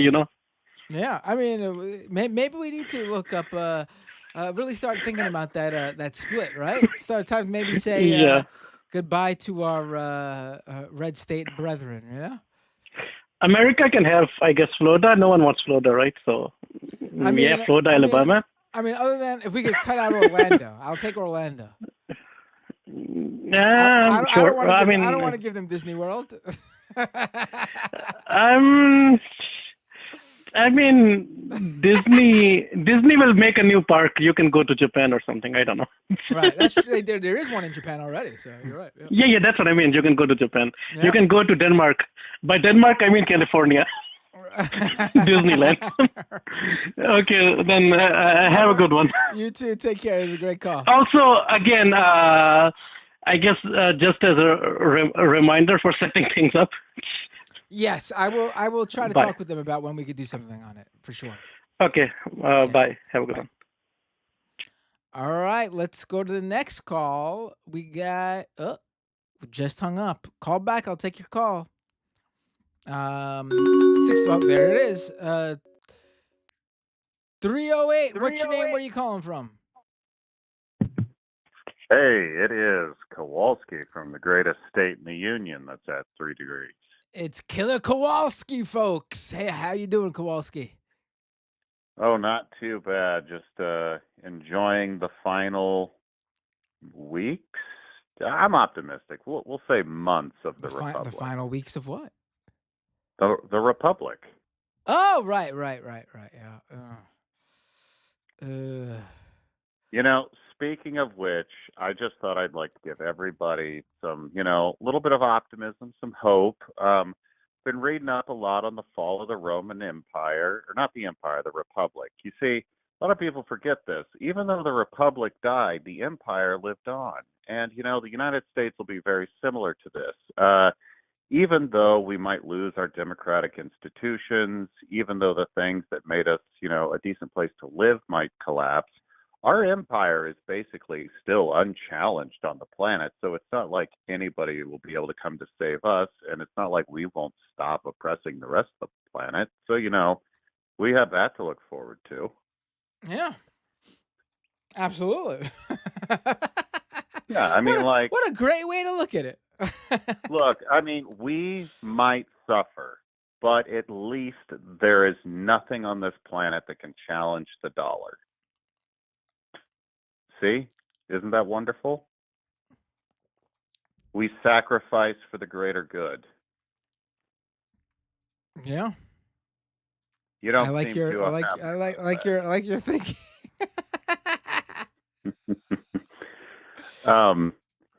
Actually, I wanted to mention a few things real quick. Go ahead, please. How's everything going in your neck of the woods? It's cold and snowy, so I just have to keep my cows from freezing to death. Other than what do they do actually? What do they just like chill out there and they're fine for the most part unless it gets really, really cold? Yeah, like right now, since it snowed, I took them some straw to lay on, but do they lay down? Do they lay down? Oh yeah, they'll curl up into a ball, kind of like a big house cat. Really? I've never seen. I can't think of a cow laying down. I mean, I'm sure they have, but can't they isn't that why cow tipping is a thing? It's like if they fall over, they can't get back up. No, that's not a thing. Cow tipping isn't real? Cow tipping isn't real? I mean, you could conceivably do it, but I mean, you're not going to be able to tip them over. Oh, you could definitely tip a cow over. They weigh 12 to 1,400 pounds. So that's why you don't do it by yourself. You get a few people. Listen, I am without a doubt not advocating for it. I love cows. I love all animals. I'm a big animal guy. But cow tipping is definitely a thing. As far as I thought. No. To the best of my knowledge, cow tipping is not a thing. But then again, our cows are bigger than most cows because everything's bigger in the Great Plains. Anywho, so I'm sure you've heard about this, how the United States needs to rename shit, annex Canada and Greenland, and, we need to fight to get the Panama Canal back, right? Right. All right. At least in the case of Greenland, I think I can say definitively the only reason Trump wants it is so he can claim the largest piece of territory for the United States. There are a lot of people who say it's for minerals, for trade routes, for security. No, it's not for any of that. It is simply so Trump can put his name on acquiring a piece of land that was bigger than the Louisiana Purchase. That's probably part of it. Absolutely. Not part of it. It is the whole You think reason. So? I don't know about the whole reason. It is the whole reason. Because security-wise, do we gain anything by annexing it? No. We already have all the security that we need with it because Denmark has never told us no at putting anything we want there. Economically, does it make sense? No. We would be acquiring an impoverished island of 400,000 people that we would have to subsidize. Can we mine there? Not for at least the next 80 years. unless we want to speed things up with nukes, because you'd have to remove a kilometer of ice. At which point, once you could conceivably mine, the West Antarctic ice shelf will have collapsed and sea levels will rise by about 20 feet, give or take. So we would have to start working on evacuating most of the eastern seaboard. So I don't think we're going to be too concerned with mining. And then when you remove Denmark from the equation, you remove the EU from the equation, which means we have less bargaining in the Arctic with the Russians, because ordinarily the EU would just follow our lead. And the trade routes don't make any sense, because until the Arctic is ice-free in the winter, which at the earliest is 50 years, it's not worth it. At which point, what are you going to be trading? Oh, the East Asian markets to Europe? East Asia is likely not even going to still be stable at that point. And if it is stable, it means we solve climate change, so the sea route won't exist. So the only reason you could conceivably want this is to just put your name on it. Well, which I think is there you the go. easiest reason. You might have solved the puzzle. Which means we are definitely 100% acquiring Greenland. Do you think he's going to actually be able to pull it off? I think he will forcefully try to do it. He's going to strong arm Europe somehow into going along with it, because it's what he wants for his legacy. Think about it. He's done nothing with his entire existence that will ever be able to be like remembered for an extended period of time. And he's only got 2 years until he goes out like Elvis Presley. So if you knew you were on a ticking timer and we had one foot in the grave and the other on a banana peel, wouldn't you want to have a lasting legacy for your name? And if you acquired a big island, that could do it. Although if I asked you which president was responsible for the Louisiana Purchase, could you even tell me? No, I could not. Not off the top of my head. It was Thomas Jefferson. There you go. I didn't know that. Which one got us all those nice northern parts of Mexico? You're asking me questions that I would need to look up. Oh my God. See, this is the problem with trying to make legacies with land acquisitions. It just See, no one cares. work. No one cares. No one cares who got it. Except for the real estate mogul that New York City created and unleashed upon this planet. I blame you. I'm sorry. I apologize. It'll never happen again. Well, I can't promise that.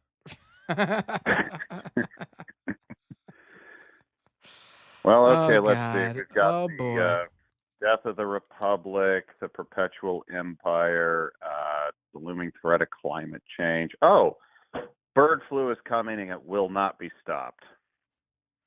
Oh, has it I mean, I see that it's spreading, and it's affecting a lot of people, a lot of things. The egg industry especially. What's going Yeah, I on? mean, like, What's the notes from the farmer from the farm?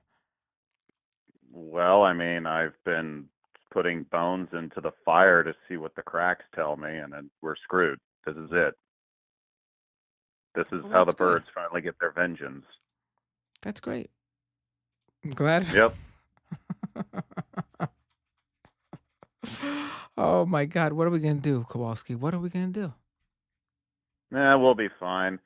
A lot of courts are going to get involved with a lot of the things the president's doing, and about around April 20th, a lot of the news stuff will die down as they lose momentum, and everybody starts realizing all they've done was tear up the system, and then it'll all go back to normal once we have tax day come, and the IRS will still exist. Wow. I do And then the wonder. left I will do win wonder. I big do in the wonder. I midterm. think your projection for how quickly this goes is very optimistic. I do wonder how long this charade will continue before at least some people are like, "What the fuck?" And they didn't do nothing.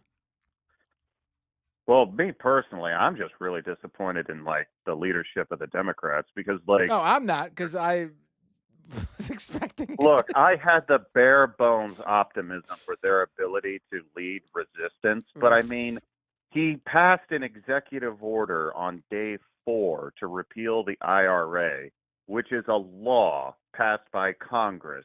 Article 1 of the Constitution clearly states that they get to make laws. They have the power of the purse. And Article 2 clearly states the president has to enact those laws.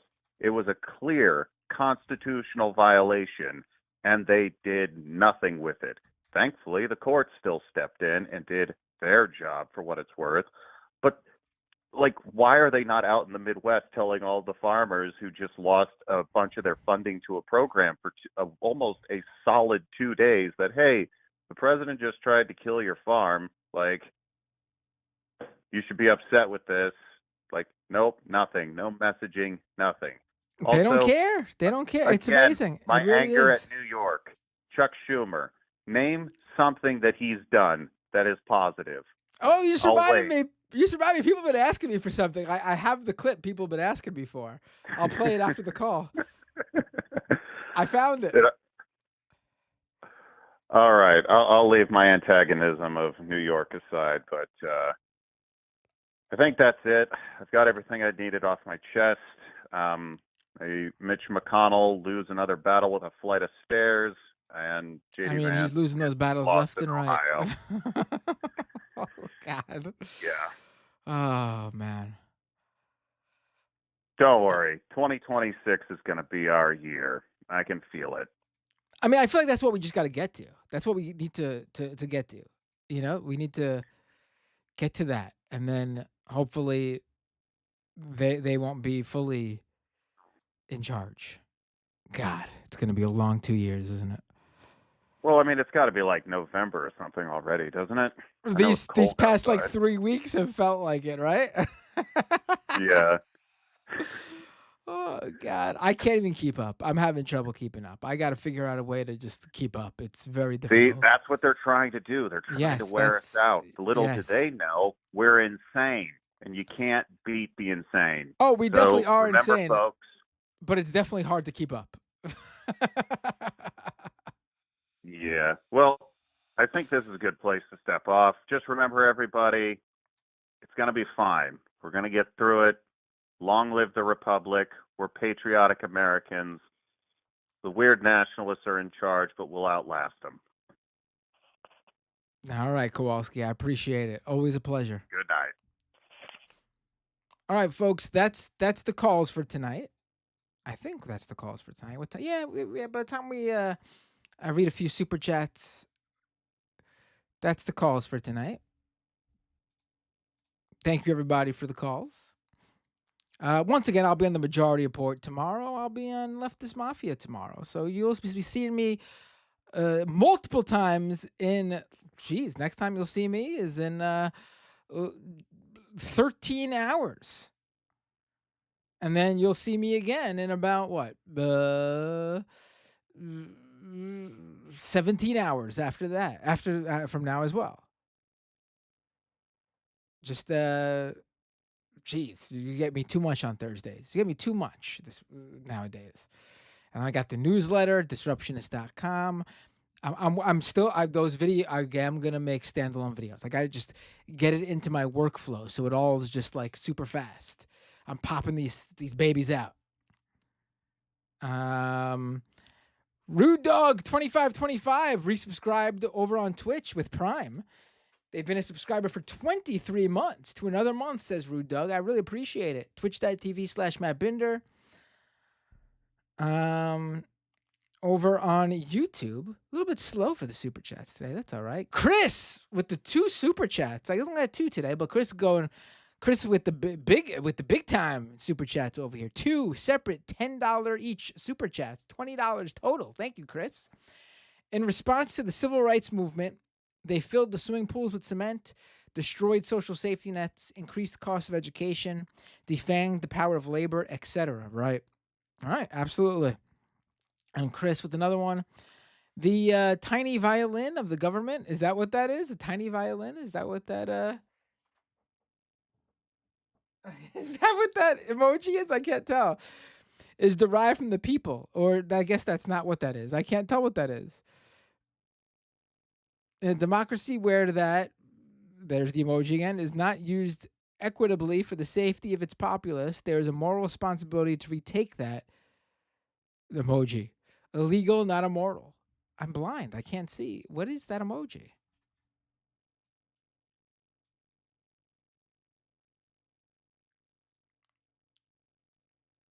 It is violins. Oh, violins. I was thinking of tiny violins, like a tiny violin, because that's what emoji is. It's tiny, but that's just the nature of an emoji. So it's really the violins of the government is derived from the people. And a democracy where that violins is not used equitably for the safety of its populace, there is a moral responsibility to retake that violins. Illegal, not immoral. I love violins, folks. Violins. Violins. All right, if you drop a super chat while I play this, I will read your super chat for sure. Okay, for people who don't know. Earlier this month, just 2 weeks ago now, I attended the Lunar New Year parade in Queens. It is the big Chinese New Year festival every year in what I believe is the largest Chinatown in the country for sure, maybe the world. I'm pretty sure it is the Flushing, Queens specifically, is the largest, holds the largest population of Chinese residents outside of China. It's either that or like in second or something. It's really big. It's big. So I attended it because it's my Queens is my hood, and I take the kids every year. So I took the kids, and Chuck Schumer was in the parade, which I'll give him props. He actually showed up and was in the parade. That's what I'll give him props for.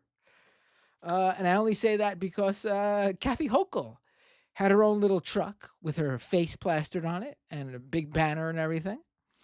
But she didn't bother showing up. Kathy Hochul wishes you a happy Lunar New Year, but don't give a fuck enough to show up. Anyway, so Chuck Schumer is marching down the parade. I didn't notice him at first. My wife was actually like, "Hey, look who it is." And I look over, and there's Chuck Schumer, holding a whatchamacallit. Oh my God, I'm having a mental block. A sound amplifier. What are those things? I'm having a fucking mental block right now. It's too late. It's already past midnight, folks. He was wishing people a happy New Year. And as he walks by me, I could not believe what he said. A megaphone. Thank you. Honey Bunches of Ghosts over on Twitch. He was holding a megaphone. Actually, one of his aides was holding a megaphone for him, and he was just talking through it. We did mention how God, like my wife and I were like, oh my God, like he got old. Like in person, he looks very old, much older than I think. And I've seen him throughout the years. Like I've seen him in person once or twice before. In like similar, he got old. And he says something I just couldn't believe he said. There's no, like, I couldn't believe he said this. Like, listen, like, I wasn't even sure if it would be a thing, but when I explained it to people, because I'm so desensitized to, like, what is insane nowadays, because everything is insane nowadays, but it's pretty insane what he said. Again, I'm going to play this clip. Reminder, he is at, where is this? Hold on, I got to get the clip. He is at the Chinese New Year, Lunar New Year parade. And this is what he says. Let's pull this up. Get in the file. Here we go. All right. Happy New Year. Hold on, let me actually put myself in the corner here so you can get my you get my reaction actually, because I I couldn't believe it. I don't know what the hell. I don't know what the hell he was planning here. All right, here we go. Everybody, sing great. I'll start from the beginning. I really want to build this up. Happy New Year, everybody. Sing great Vana. You know how much I love this community? Red hat, red tie, red socks, head to toe. Happy New Year.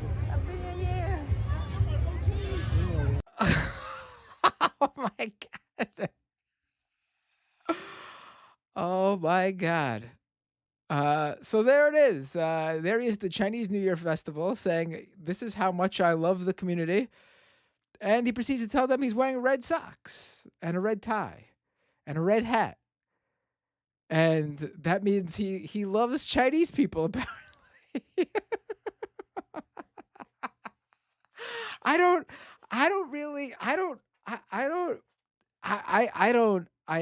know what he was trying to do. Listen, I don't know if it's that big of a deal, but people have been begging. I explained it on the last stream, and people have been begging me to find it. And, I wasn't sure if I got it. I knew I heard what I heard. I wasn't sure if I was recording the moment, and if I was recording the moment, I had to make sure that my kids weren't in it, because I wasn't recording it to, get him. I was recording it because I was there with my family, and most of the recording is of my kids. But when I saw Chuck Schumer, I decided, I guess, let's see what he's gonna say. Oh my God, I don't get it too much either. Other than I don't know why he would say that. Happy New Year, everybody. Sing great Vana. You know how much I love this community? Red hat, red tie, red socks, head to toe. I love that lady's reaction. She's like, oh.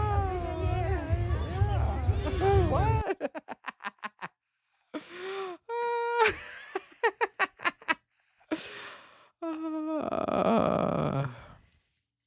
My God.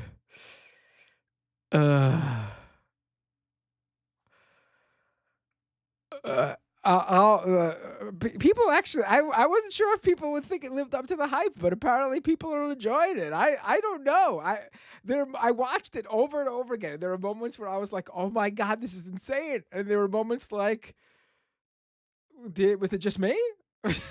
I can't tell how to feel about this one.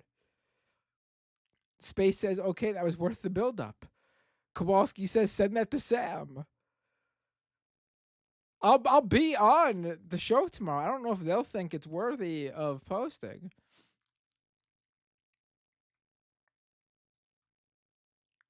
I really don't know.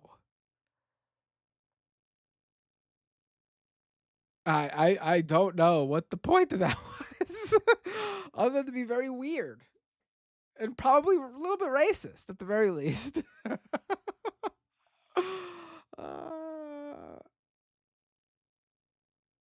I'm thinking of that Rancid song, which obviously has nothing to do with this, but I could red hat, red tie, red socks, Cadillac, yeah.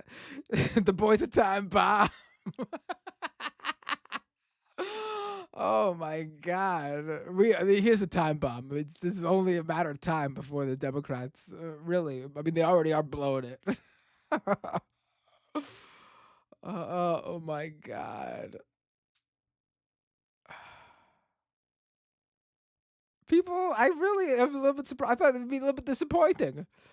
Here, I'll play it one more time for you. Happy New Year, everybody. Sing great Vana. You know how much I love this community? Red hat, red tie, red socks, head to toe. Happy New Year.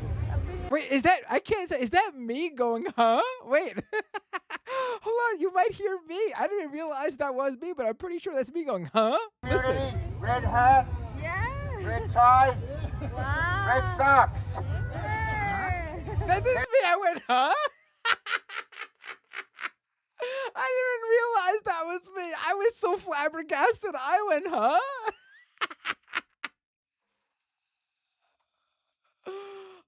Oh my God, that was me. Oh my God. Oh, that was funny. I enjoyed that. More than watching it with you guys, actually. Oh my God.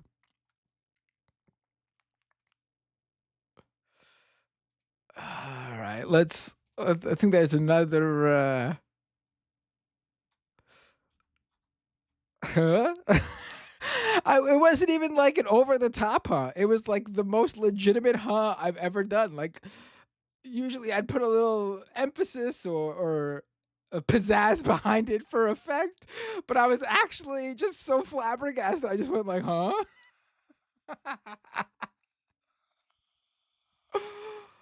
Oh my God. Oh my God. One more time for the road, says hey. Sure, here you go. Let's do it. Happy New Year, everybody. Sinclair Fana. You know how much I love this community? Red hat, red tie, red socks, head to toe. I even think it was more of a what? What? Oh my God. I don't know what he was going for there, honestly.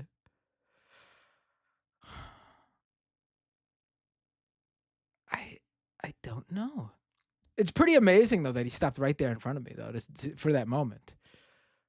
Like I actually misremembered it. I thought he was like here when he said it. Like I was ready for the clip to be over here. But he was right here. Basically, it was like he was like, all right, I'm about to get canceled. I'm gonna do it right in front of this guy. This fucking Matt Binder, this lefty streamer / journalist, the worst possible person to do this in front of. And the whole parade. He could have done it in front of anyone, and he stops in front of me to do it. Oh my God. Oh, you can't hear me. I can't hear Binder distinctly. All right, I'm gonna put the volume up right where I am. Here we go. One more time. Happy New Year, everybody. Sinclair Fana. So you could hear me. So first you could hear me. That's me telling my son, look, it's Senator Chuck Schumer. You could listen. It's not as clear because it's behind the mic. But you could hear me say, look, it's Senator Chuck Schumer. I'm telling my 9-year-old son. Because, for a kid to see someone in politics like that of any stature, it's an interesting thing. He's very into social studies. It's his favorite subject. In fact, he's making his pops real proud. When we went to the parent-teacher conference, this is 2 years in a row now, the teachers have told me like he loves current events. When I ask like who is the mayor, who is the governor, who is this, who is that, he is the first one and sometimes the only one in the class to know.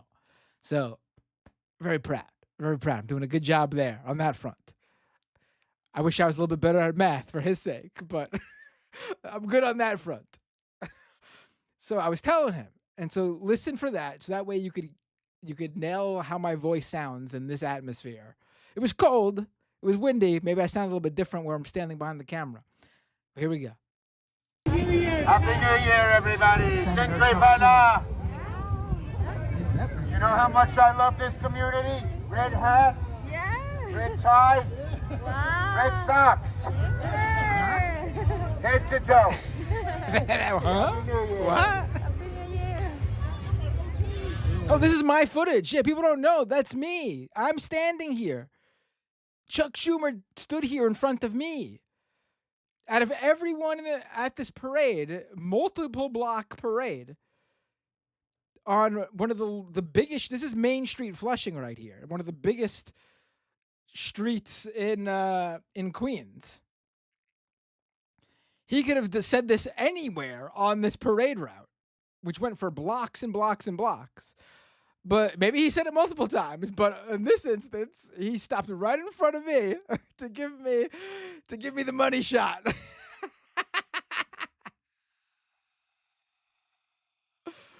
Oh boy. It's not just I love this community. Look, I'm wearing red. I love this community, and my proof is I'm wearing red. Like is China is red, like the flag, or communism? I don't know what he's saying. You know how much I love this community? Red hat, red tie, red socks, head to toe. Happy New Year. I couldn't have asked him a question because first of all, that was he did not stop like that anywhere else. He was just moving. I was just like, oh look, it's Chuck Schumer, and then he started talking, and I was like, hold on, and I like that in cutting this footage, everything before this and everything after this is of my kids and them watching the parade. uh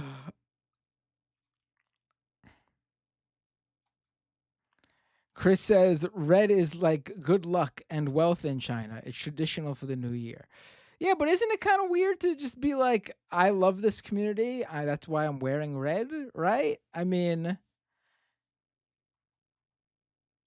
no?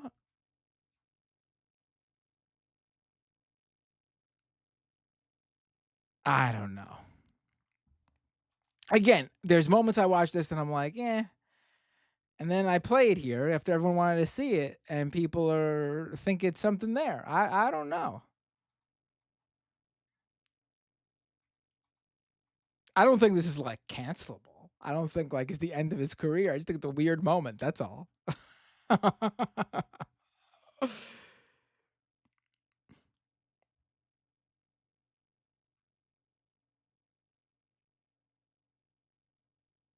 Yeah, yeah.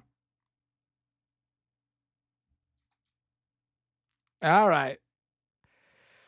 Oh, a few more super chats rolled in. Let's take these, and then that's the show. Oh, I lost my background. How weird does it look? Just all black. It doesn't look as good. It looks a lot better with a color behind me, doesn't it? Looks like a real background compared to just like something's missing here, right? That is weird. Look at that.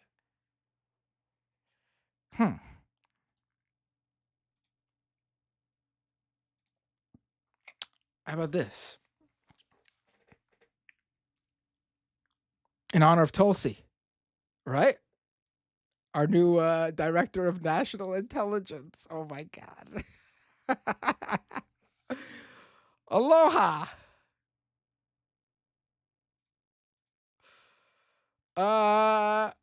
Let's go to the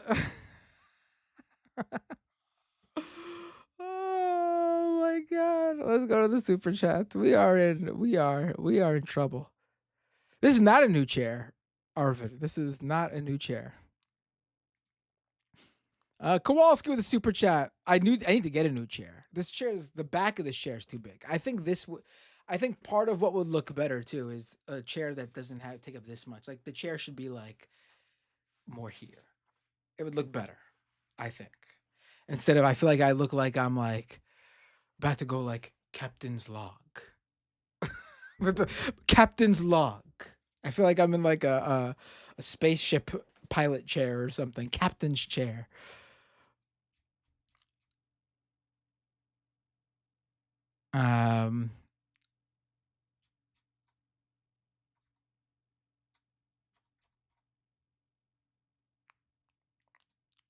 Kowalski with a super chat. Long live the Republic, down with fascism. Chris with another super chat. Thank you, Chris. $5 super chat. Violins, because I can't say the other word. Lents. Unbiased critic LOL with a super chat. Oh, a super sticker, actually. The baby lemon with pom-poms cheerleading. I appreciate that. And that's the show, folks. Oh, over on Twitch really quick. Nitros420 says left is best. Cheered 5 bits. Thank you. And Valanova used 30 bits to gigantify an emote of Sam Cedar. Perfect. Who should I oh, by the way, patreon.com/MattBinder if you can, folks. Your support really helps grow this show, make it possible, and also subscribe to the newsletter at disruptionist.com. Disruptionist.com and patreon.com/MattBinder. Who should I rate on Twitch? Who am I rating? Let's see who's on.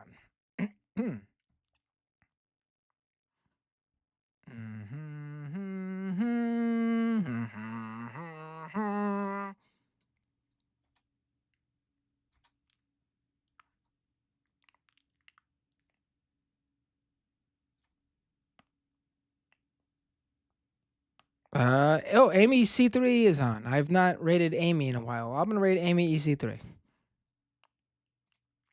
All right, folks. I will see you tomorrow on the Majority Report. I will see you tomorrow on Leftist Mafia, or I'll see you all next time. Excuse me. On Doomed.